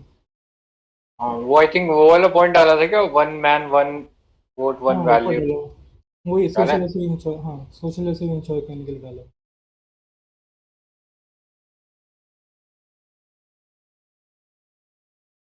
ये कॉन्स्टिट्यूशनल मोरालिटी का आई थिंक ये वो डिबेट होती है ना, ग्रामर ऑफ एनार्की, उसमें इंट्रोड्यूस करता है ना ये कॉन्सेप्ट। अगर मेरे को लगा कि कॉन्स्टिट्यूशनलिज्म और कॉन्स्टिट्यूशन मोरालिटी थोड़ा रिलेटेबल है, तो मुझे लगा उसको डाल देता हूँ बस ऐसे ही। नहीं सही। बाकी लोग यार क्या व्यू है इस पे, कुछ एडिशन होना चाहिए इसमें?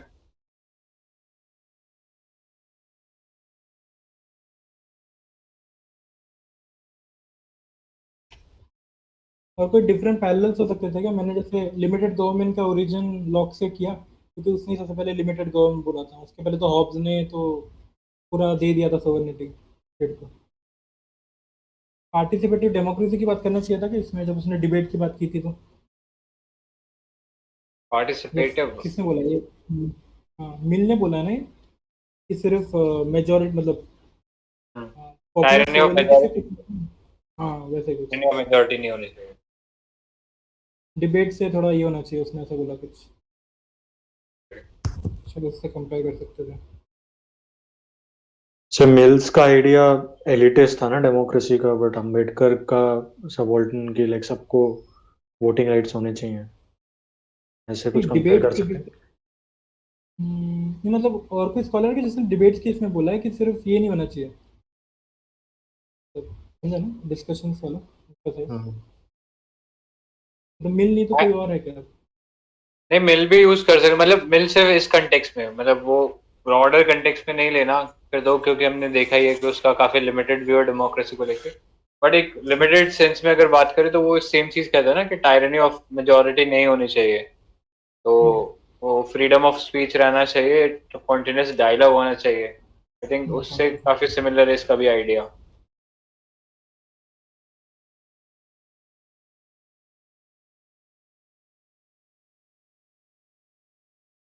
ठीक है।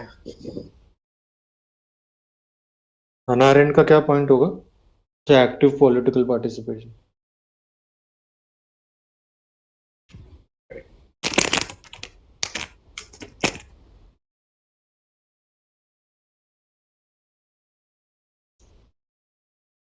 और वो इसमें वो भी था शायद, मतलब कोट था मुझे लेकिन अभी याद नहीं है। इसमें बेसिकली ये था कि अम्बेडकर ओनली ऐसे थिंकर थे या कॉन्स्टिट्यूशनल मेकर थे जिन्होंने मतलब सोसाइटी को कोर पे रख के कॉन्स्टिट्यूशन बनाया था, और वही इनकी जो डॉक्ट्राइन ऑफ कॉन्स्टिट्यूशनलिज्म वहीं से ही ओरिजिनेट हुई थी।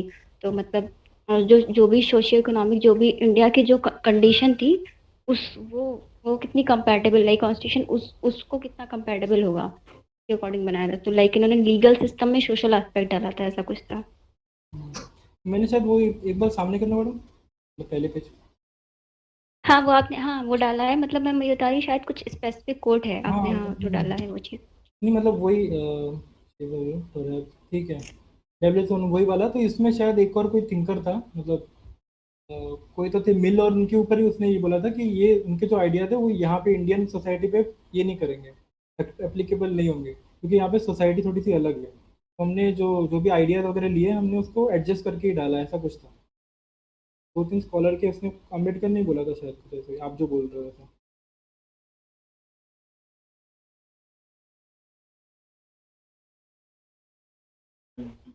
ठीक है। और कोई पॉइंट है क्या किसी के पास?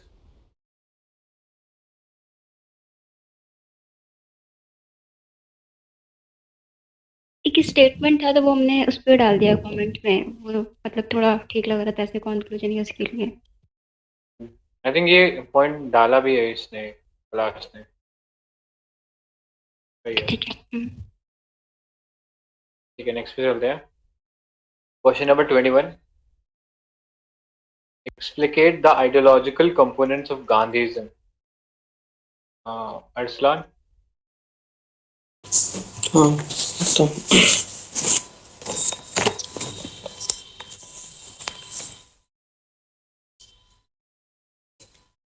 इंट्रो में प्रोफेसर कबीर का कोड दिया है कि गांधी ट्रेडिशनल फिलोसफर नहीं है, लेकिन फिर भी बहुत सारे लोग हैं जो उसको फॉलो करते हैं। तो वो दिखाता है कि there exist something called as Gandhism. फिर दूसरे पैराग्राफ में मैंने ये दिखाया कि Gandhi himself described as man of action, और उसने कभी क्लेम नहीं किया अल्टीमेट ट्रूथ।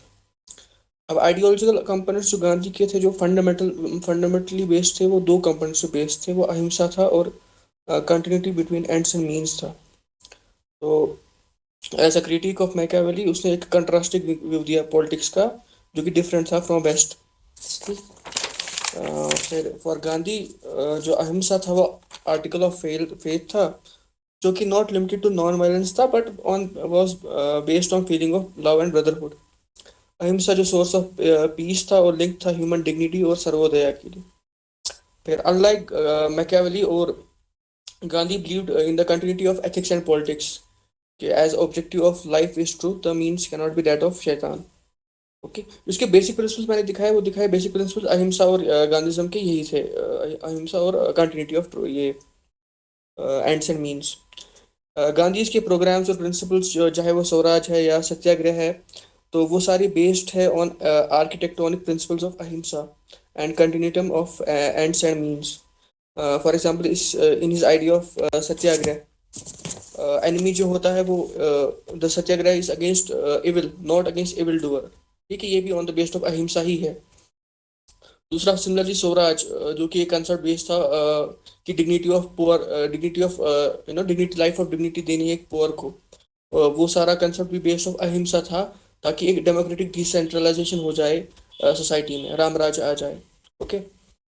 फिर इसके बाद वाले पैराग्राफ में मैंने लिखा है कि Gandhi as a moral anarchist, उसने स्टेट को दिखाया कि एज सोलेस मशीन, जो कि इनकम्पैटिबल है विद अहिंसा, और उसके अगेंस्ट उसने ओशियनिक सर्कल्स ऑफ पावर दिया है, ठीक है, जो कि अपहोल्ड करता है basic principle of non violence. 10 जो उसके आइडियोलॉजिकल कंपोनेंट्स है, जो कि फाउंड हम जो कि हम पाते हैं उसके प्रोटेस्ट प्रोग्राम्स, जो कि नॉन कॉपरेशन है या सिविल डिसोबीडियंस है, और इवन इन कंस्ट्रक्टिव प्रोग्राम्स, जैसे कि ट्रस्टीशिप है, खादी है, या जो उसके व्यूज है towards environment, model of development, या टुवर्ड्स द रीजन, वो सारे based in the foundational idea of ahimsa है, which he considers as his creed and faith. Ending में दस बीखू Parekh rightly highlights that Gandhi represents continuity of Indian tradition. Thus, the tradition of Dharma, Ahimsa, and continuity of ends and means pave way for Gandhism. तो ये structure असल में ma'am ने भी दिया था, तो उसी से मैंने ये स्ट्रक्चर लिया है। किसी को कुछ ऐड करना है या स्ट्रक्चर में चेंज करना है तो वो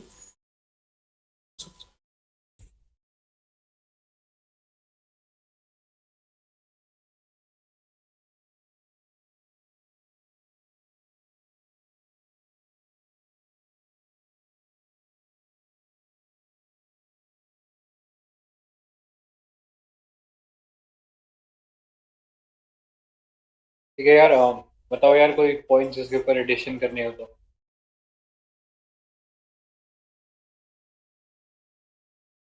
मेजर तो वो शायद उसके अहिंसा के कंसेप्ट से उसने सारा डेवलप किया है, ट्रुथ और नॉन वायलेंस के ऊपर ही।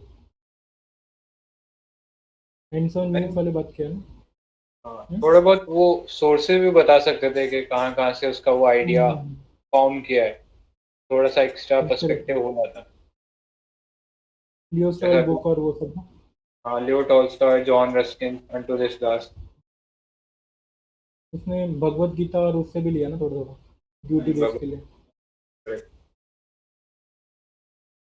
एंड्स और मीन्स वाला भी शायद उससे ही है ना, भगवत गीता से बोल सकते हैं एक तरह से। बबुल वाला डाल दिया क्या, मतलब एग्जांपल था वो, हिंद स्वराज में दिया था ना वो तो आई थिंक नहीं डाला है, रोजेस। बट हाँ उसने शायद वो शैतान वाला लिखा है कि एक भी एग्जांपल चलता है वैसे। शैतान वाला डाल दिया उसके मतलब मैंने, शैतान वाला डाला है। Means and ends. सर्वोदय से सोशल जस्टिस का कंसेप्ट था।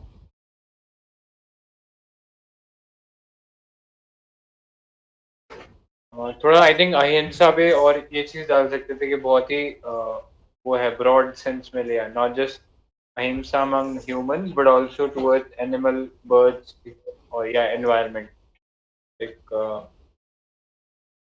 सेंस में भी था।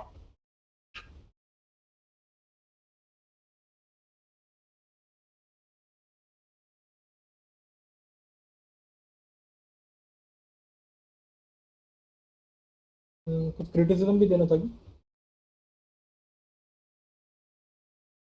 क्रिटिसिज्म तो कुछ ज़्यादा आइडियलिस्टिक होता, अम्बेडकर देना पड़ेगा और क्या। हाँ ऐसा ही है,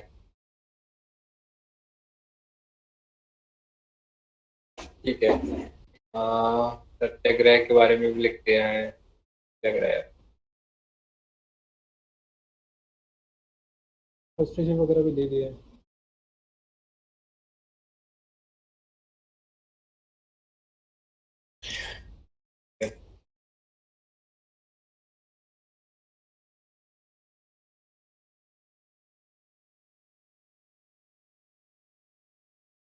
आई थिंक इसमें थोड़ा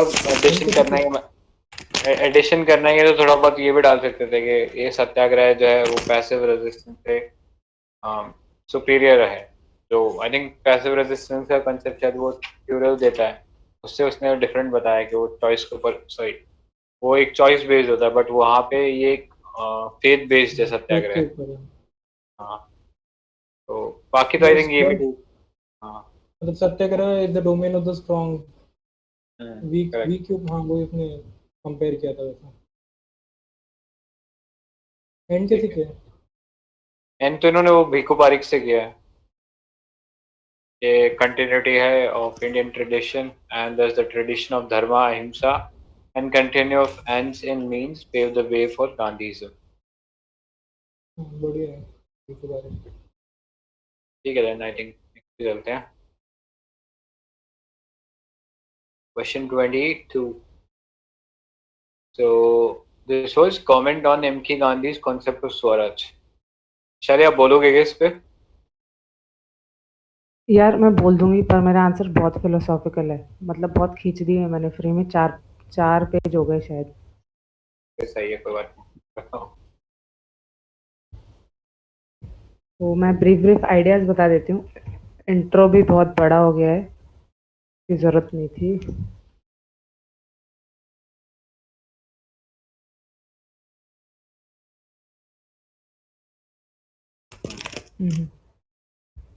तो स्टार्टिंग में यार इंट्रो में वो बता दिया है, बेसिक इंट्रो है। फादर ऑफ इंडियन नेशनलिज्म, युग पुरुष भी कहते हैं उनको, और he is the one who made the Indian national movement as a mass movement. लोगों को नॉन वायलेंट मेथड सिखाए, फेयरलेस बनाया, तो उसके बारे में थोड़ा सा बताया कि मोस्ट सक्सेसफुल मास लीडर था वगैरह वगैरह। एंड फिर इससे स्पिरिचुअल पर्सपेक्टिव उनका कितना इंपॉर्टेंट है ये डालने के लिए बताया था कि उनके सारे फिलॉसफीज और अप्रोच टू लाइफ जो है उसमें स्पिरिचुअल पर्सपेक्टिव इन्फ्यूज रहता है। भले उनका पॉलिटिकल, इकोनॉमिक, सोशल जो भी अंडरस्टैंडिंग है that is rooted in morality and ethics. तो वही एक्स्ट्रा है कि उनका मंत्र was pursuit of truth and अहिंसा का idea is integral in all of his theories. हाँ, और फिर स्वराज के कॉन्सेप्ट को स्टार्ट किया था कि कॉन्सेप्ट जो है वो बेसिकली अगर इंडियन पर्सपेक्टिव में देखें तो लिबर्टी और फ्रीडम का इंडिया का जो आइडिया है वो है, और it was the goal of freedom movement. तो जो कॉन्सेप्ट है मैंने इंडियन पर्सपेक्टिव ज़्यादा डाला है आंसर में, कि फिर कॉन्सेप्ट इवॉल्व हुआ, जहाँ मॉडरेट्स उसको ग्रेटर पॉलिटिकल रिप्रेजेंटेशन मानते थे, तिलक ने सेल्फ गवर्नमेंट बोला था, और औरोबिंदो जो था वही was the first person to talk about Purna Swaraj. तो उसके बाद फिर मैंने औरोबिंदो की 1-2 लाइन और बोली थी क्योंकि उसका थॉट कंटिन्यूअस था, तो इसलिए बताया था कि उसने ट्रू फ्रीडम को इक्वेट किया था इनर फ्रीडम से, और वही स्वराज का मतलब उसमें कॉन्सेप्ट इंक्लूडेड था, इंटीग्रल पीस का भी। फिर ये शायद ज़रूरत नहीं थी वैसे। फिर आगे मैंने उसकी कंटिन्यूटी दिखाई थी कि गांधी जी का जो स्वराज का कॉन्सेप्ट है that was also in continuous with, वो इंस्पायर्ड था औरोबिंदो के थॉट से और उसी को उसने आगे बढ़ाया था। बट ही ऑल्सो इंक्लूडेड, उसमें जो उपनिषद के आइडियाज हैं वो भी उसने इंक्लूड किए थे, एज पर विच स्वराज इम्प्लाइज सेल्फ कंट्रोल, या फिर जो सेल्फ डिजायर वो वाला जो उसने सेल्फ रिस्ट्रेंट का दिया था वो स्टार्ट किया था यहाँ से। कि एक ये मिला था मुझे इग्नो में कि while freedom meant freeing India from the British yoke, he did not want to exchange king log for king stork, कुछ तो ऐसा था। और मतलब ये बताने के लिए था आगे कि उसका जो आइडिया था वो औरोबिंदो से कंटिन्यूस तो था, पर उसके स्वराज के आइडिया में एक सेल्फ रिस्ट्रेंट वाला जो एलिमेंट था वो यूनिक था, और मतलब थोड़ा रिफॉर्म था। तो जहाँ औरोबिंदो केवल पॉलिटिकल कंप्लीट सेल्फ डिटर्मिनेशन की बात की थी, उसने इंटरनल फ्रीडम फ्रॉम बॉन्डेजेस की भी बात की थी, which involves a movement of self purification. तो फिर इसी को खींच दिया है फालतू में कि स्वराज को यूजुअली लिटरल ट्रांसलेशन उसका इंडिपेंडेंस होता है, बट गांधी जी ने उसको डीपर मीनिंग दिया था, उसको सेक्रेड बनाया था, and he called it self restraint before just independence. So for him, Swaraj was equal to freedom for all plus self-control by all also. तो उसी के लिए जहाँ उसने मास्टर्स को एजुकेट करने के लिए कैपेसिटी बिल्डिंग के लिए वो बात की थी एजुकेशन की, साथ ही साथ उसका वो जो वैदिक का ज्ञाना का कॉन्सेप्ट था उसके ऊपर भी उसने बोला था कि ये इनर स्ट्रेंथ और कैपेसिटी से भी रिलेटेड है। और फिर इन्फ्लुएंसेस में मैंने लियो टॉल्स्टॉय का भी डाला था कि वो उपनिषद के अलावा लियो टॉल्स्टॉय के भी आइडिया से, वो जो उसने kingdom of God is with in you वाली जो उसमें उससे भी आइडिया लिया था कि man doesn't need external control. तो और फिर उसके बाद मैं बता देती हूँ। उसके बाद फिर एक स्टेटमेंट उसका था कि वो उसके जो आइडिया है राइट्स का, वो फंक्शनल थियरी जैसा था, वो it was not devoid of duty also, वो भी एक्स्ट्रा एडेड था। तो बेसिकली उसी को आगे करके he said Swaraj that is government based on consent of people is a gift that comes from with in. तो ये थोड़ा पॉलिटी वाला भी ऐड किया था। और फिर आखिरकार में जाके मैंने क्वेश्चन को ज़्यादा एड्रेस किया था कि जो स्वराज के कोनोटेशन है इकोनॉमिक, सोशल, पॉलिटिकल, इंटरनेशनल, उसके बारे में जो उसने कुछ कुछ चीज़ें कही थी, तो वही ऐड ऑन की थी कि इकोनॉमिक स्वराज उसने सोशल जस्टिस बोला था, जिसमें वो सर्वोदय और डिग्निटी वाला आ जाएगा। सोशल स्वराज में उसने इक्वलाइजेशन ऑफ स्टेटस की बात की थी, जिसमें अनटचेबिलिटी और कम्युनलिज्म के उसके कंस्ट्रक्टिव प्रोग्राम्स आ जाएंगे। पॉलिटिकल स्वराज में फिर उसका वो राम राज्य का कॉन्सेप्ट और पंचायती राज से उसने इक्वेट किया था। सिमिलरली कल्चरल स्वराज को उसने वो वाला जो उसका कोड था कि I want all culture of all lands to blow about my house but I refuse to be blown off my feet by any. और लास्ट में इंटरनेशनल फील्ड में डाला था कि उसका कॉन्सेप्ट इंटरडिपेंडेंस से रिलेट करता है। तो बहुत ज़्यादा एक्सटेंडेड आंसर है, और ये वरुण के आंसर्स में एक्स्ट्रा अच्छे पॉइंट से थोड़ा सिंप्लीफाइड आंसर था। बाकी मैंने ये ऐड ऑन नहीं किया था जो कि टीएच जो कहीं ना कहीं जेएस मिल का जो रिफॉर्म्ड यूटिलिटेरियनिज्म था, या फिर ये जिस तरह से मॉरल स्पिरिचुअल कॉन्सेप्ट था, तो टीएच ग्रीन वगैरह को भी ऐड कर सकते जैसे वरुण ने डाला था। तो वरुण बता देगा, उसने भी कुछ पॉइंट्स डाले।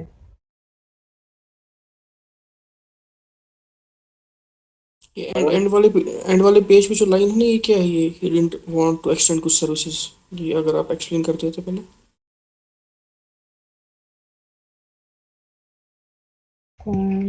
लास्ट वाले लाइंस कौन से थे, छोड़ दिए शायद। ये वो इंटरनेशनल पर्सपेक्टिव में लिखा था कि जो इंटरनेशनल पर्सपेक्टिव में उसने कहा था कि there is no limit to extending services to our neighbours, वो इंटरडिपेंडेंस का, कि there is no limit to extending services to our neighbours across state made frontiers because God never made those frontiers. तो extra add किया था। मैं एक और line लिखे ना, किंग लॉग फॉर किंग हाँ हाँ स्टॉक। हाँ, अरे वो तुम लोग बता दो, मुझे वो समझ नहीं आई थी। यार वो स्वराज के कॉन्टेक्स्ट में बोला था उसने। तो इसका मतलब क्या है लाइन का? वो उसका वही बोलना था कि king log for king stork, मतलब वो ऐसा, उसका एसेंस तो ये था कि मतलब एक एलिट जाएंगे और दूसरे एलिट आके बैठ जाएंगे टाइप, उसको वैसा नहीं चाहिए था। ही वांटेड दैट स्वराज का, उसने इसलिए थोड़ा सा, यार मैं एक्सप्लेन नहीं कर पा रहा हूँ अच्छे से, मतलब उसका बोलने का मतलब वही था, थोड़ा और इंक्लूसिव आइडिया था स्वराज का। किंग लॉग, मैं एक मिनट पढ़ के फिर से बताता हूँ यार। ये वो सॉर्ट ऑफ एलिटिस्ट का है ना, वो theory of circulation of elites, कि एक लीड ज्यादा दूसरा आता है, ये सॉर्ट ऑफ वही एक्सप्लेन करना चाहता है शायद। तो थोड़ा रिलेटेबल है। लग मेरे को रहा है कि वो स्टेटलेस की बात कर रहा है, कि आखिर में स्टेट की पावर, मतलब जो पावर जो ट्रांसफर तो हो जाएगी इंडियंस के हैंड में, लेकिन स्टेट कभी ट्रू फ्रीडम हमको अचीव नहीं कर पा, मतलब लेके नहीं आ सकता लोगों के लिए। लोगों को अगर ट्रू फ्रीडम चाहिए तो वो अंदर से ही आना पड़ेगा, ऐसा कुछ होगा शायद।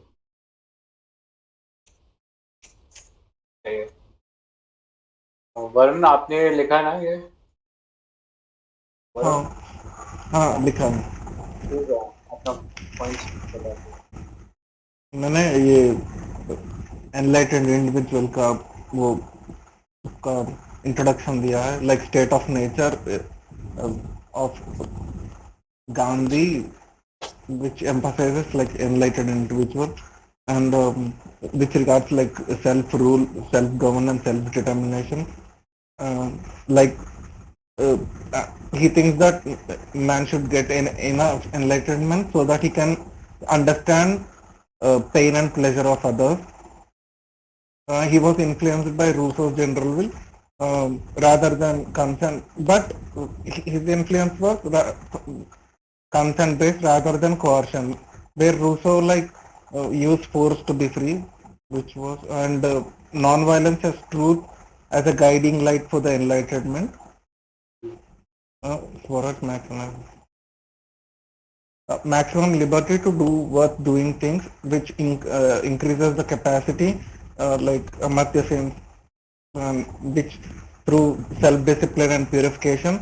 I included like animals and ecology. He gave priority to animals and ecology, which leads to harmonious society, and world becoming vegetarian can reduce the food crisis. And some report also came in today's newspaper, I guess, or yesterday.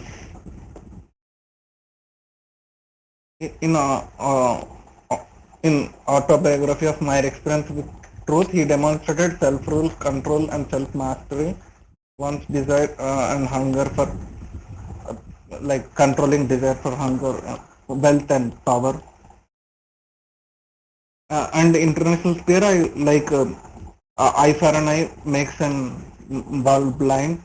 So convention of disarmament, like else it creates security dilemma. Like he proposes convention of disarmament, else it becomes security dilemma and leads to arms race. And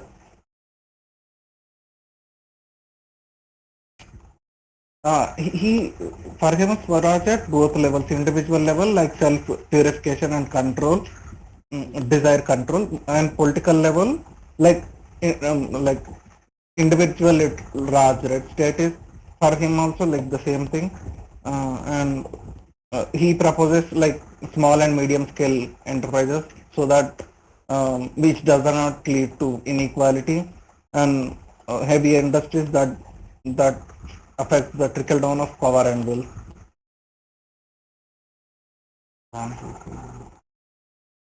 And some other like social evils. I mentioned Martin Luther King. It's not necessary.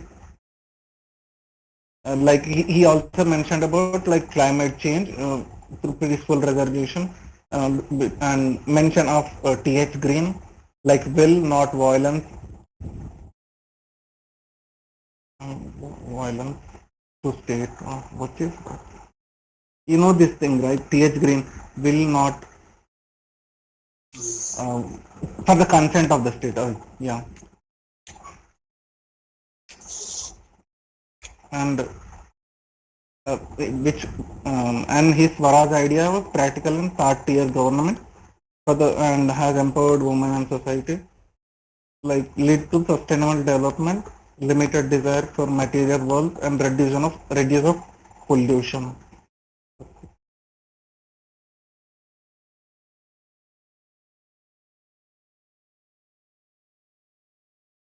ठीक है यार, काफी सारे points cover कर दिया आपने।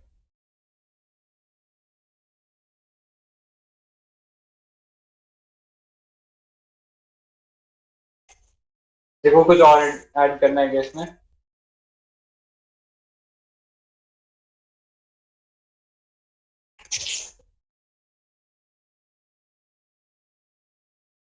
I think करते हैं।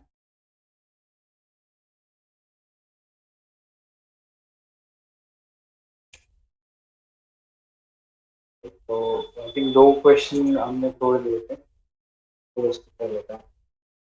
तो वानी ने इस पे लिखा था analysis of caste, to discuss Ambedkar's idea on annihilation of caste। तो पढ़ देगा यार इसको कानू? हाँ, intro में Ambedkar's idea on caste system, origin of caste system, not satisfied with theory given in Purushottam Rigveda, or go for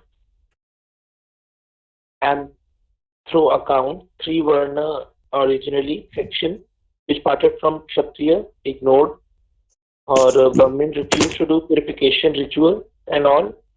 Word Hindu का foreign origin, Hinduism is equal to hegemony of Brahmin is equal to 1, and endogamy. Actually, first point is endogamy, second point is purity and pollution. M. Srinivasam, or Sanskritization.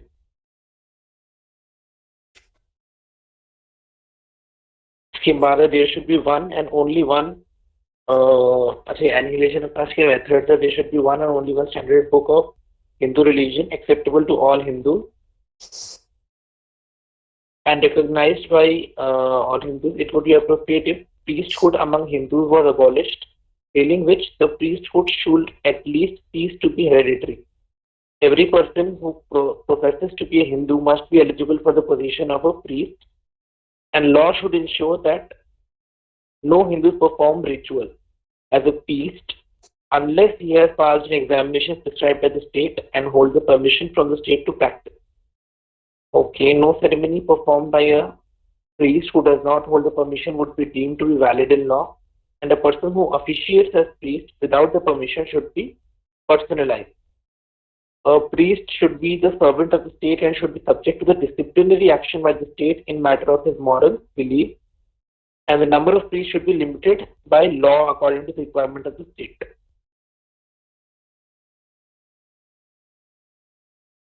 नीचे भी कुछ लिखा है अपने conclusion के लिए। why Gandhi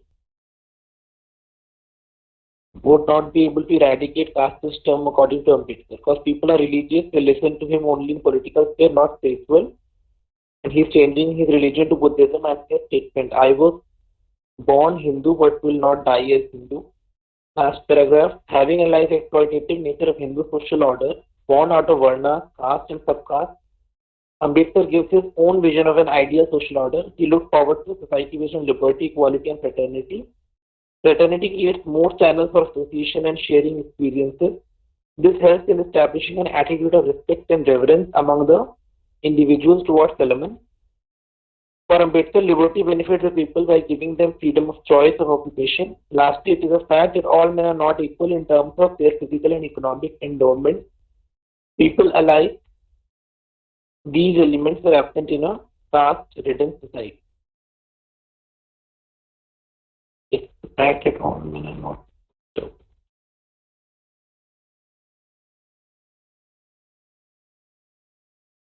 तो किसी और का उसने नहीं डाला ना व्यू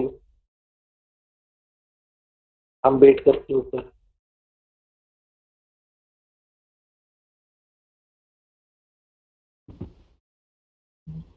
ज्योतिबा फुले या किसी का डाल सकते हैं ना उसके वैसे ही उसको लेके. हाँ, उसका एक ऑल्टरनेटिव व्यू था. इंस्पिरेशन के तौर पर ले सकते हैं अम्बेडकर.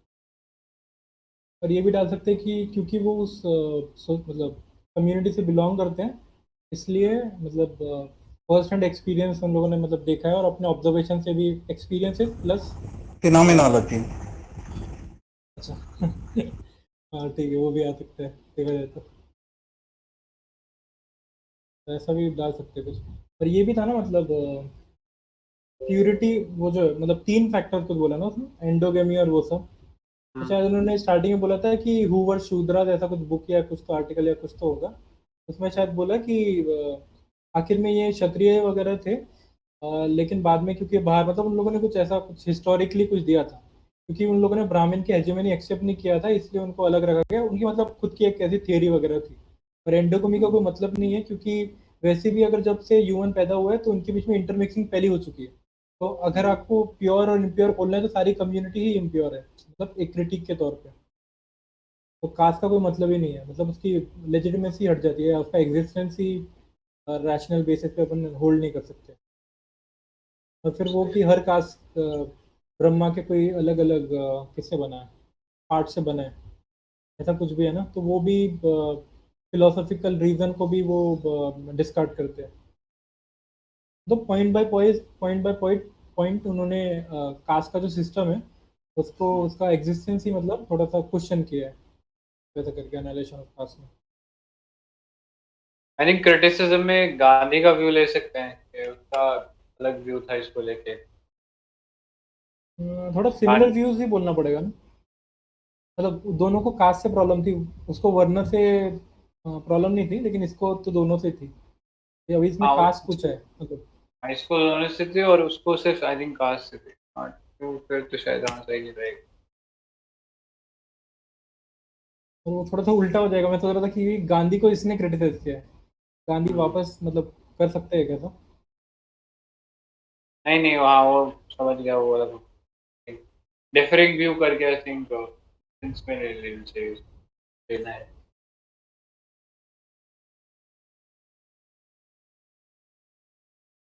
और कोई इसके अंदर आइडिया है किसी को, कोई स्कॉलर ऐड कर सकते हैं क्या? एक दूसरा पॉइंट ऑफ व्यू.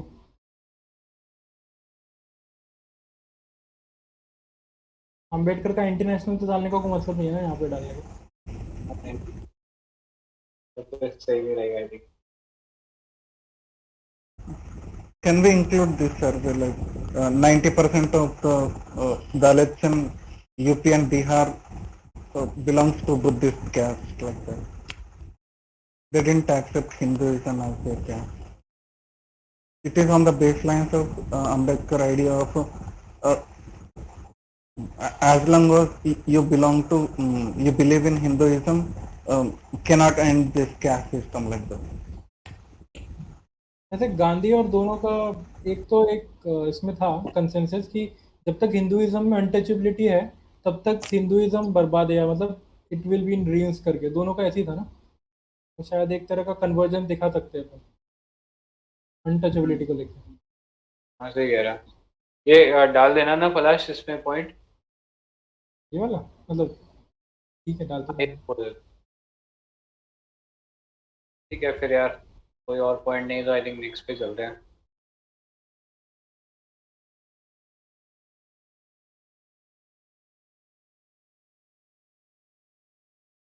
ठीक है, आई थिंक क्वेश्चन नंबर 17 पे भी किसी ने लिखा था, इसको डिस्कस कर लेते हैं फटाफट। B R Ambedkar idea of state socialism.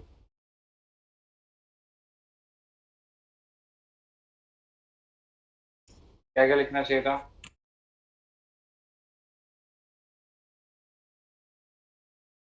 State lead socialism वाला ही है ना, नेहरू का भी यही था, लास्ट केस से अपन थोड़ा कनेक्ट कर सकते हो। टेस्ट किसे कनेक्ट कर सकते हो? फाबियन सोशलिज्म से भी कनेक्ट कर सकते हैं क्या इसको? ठीक है ना, वो भी तो वही है वैसे।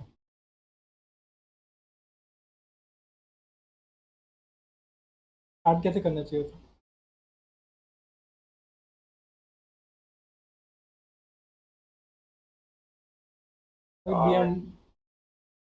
इंट्रो तो जेनरिक दे सकते हो, I think body first para कैसे स्टार्ट करना चाहिए।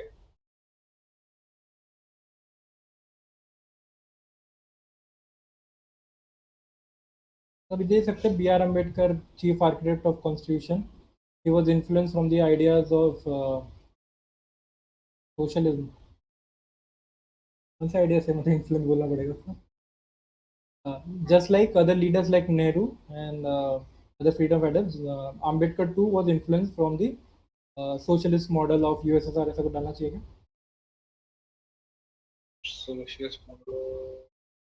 बस ठीक है, आइडिया ऑफ सोशलिज्म से डाल देंगे।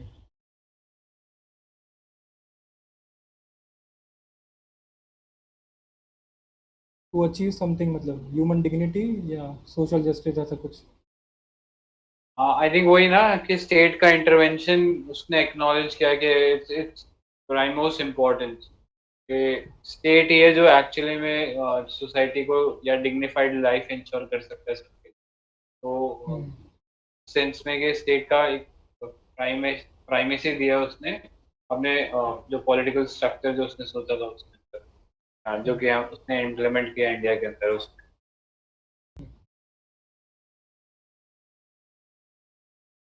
ठीक है, Ambedkar chief architect of constitution, his ideas are reflected in our constitution such that it paved the way for a state-led socialism.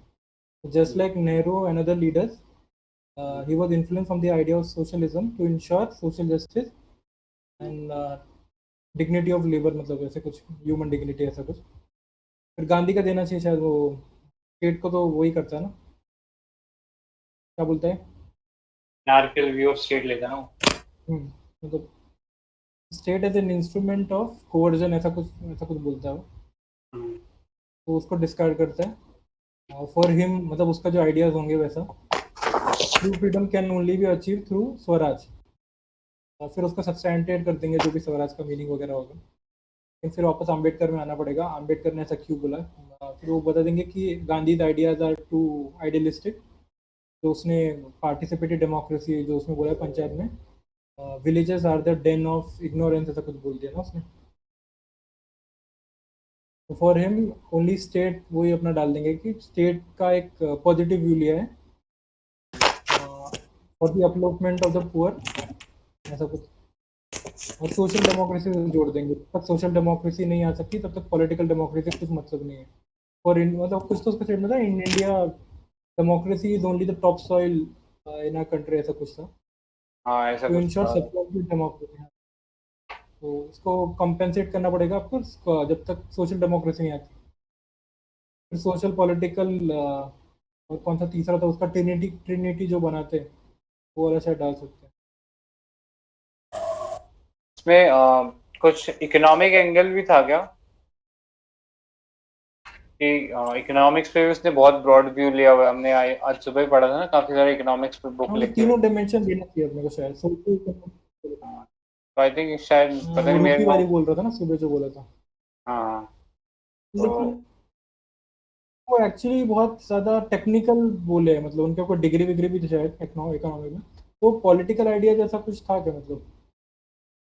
हाँ मतलब सोशलिज्म पढ़ रहे हैं तो कुछ ना कुछ उस एंगल में भी बोला होगा ना कि स्टेट का क्या रोल है इनके ऊपर, शायद मीन्स ऑफ रिलेट तो कर ही प्रोडक्शन। सकते हैं शायद अपन कुछ। हाँ बट कोई पता है क्या तेरे को तीनों एग्जैक्ट? डिमेंशन ले लेते हैं। नहीं तेरे को पता है क्या व्यूज क्या थे इकोनॉमिक्स को लेके? आई थिंक मैम ने शायद लिखवा भी नहीं तीनों रखा है। डिमेंशन ले लेते हैं ना, पहले पॉलिटिकल ले लेते।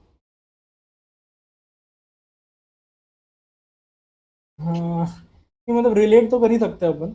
पॉलिटिकल डिमेंशन में शायद ये बोल सकते हैं अपन को अफर्मेटिव एक्शन के लिए उन लोगों ने सपोर्ट किया था। हाँ वो तो है। ठीक है, ओके। तो वो वाले इसमें हो सकता है, उसको फिर रॉल्स क्लब भी शायद जोड़ सकते हैं। ठीक है, फिर सोशल वाले में तो उन्होंने बोला ही है, one man one vote one value जो है, तो वो भी पॉलिटिकल सोशल दोनों से जोड़ता है। ठीक है, इकोनॉमिक में शायद ये बोल सकते हैं कि ट्रेडिशनली जो लोअर कास्ट के जो है उसको प्रॉपर्टी या उसकी ओनरशिप से दूर ही रखा गया था। ठीक है, और डिसीजन मेकिंग से भी दूर रखा गया था। तो ओनरशिप से दूर रखा गया तो इकोनॉमिक एंगल शायद आ जाएगा, या थोड़ा सा तो मतलब लगाने जैसा हो गया है। कुछ अच्छा इकोनॉमिक में हो सकता है क्या? हाँ यार इतना मतलब काफी कुछ उन्होंने लिखा है यार इकोनॉमिक्स के ऊपर, the problem of. Affirmative action से अपन जॉब्स देते वो इकोनॉमिक एंगल में हाँ हाँ? रिजर्वेशन का ले लें, रिजर्वेशन का, पर वो फिर अफर्मेटिव क्या एक्शन बोला? ही तो। लैग आ रहा है क्या मेरे हाँ, उसमें ऑडियो में? तो पॉलिटिक भी हो गया एक्चुअली, इकोनॉमिक भी हो ही गया शायद वो। क्या?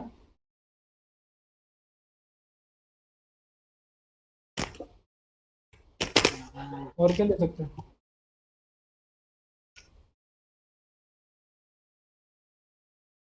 और शायद फिर लास्ट में शायद क्या नाम है, अमर्त्य सेन का डाल सकते हैं, कैपेसिटी बिल्डिंग, और वो स्टेट का पॉजिटिव व्यू है ना वो भी। क्या बोल रहा हूँ?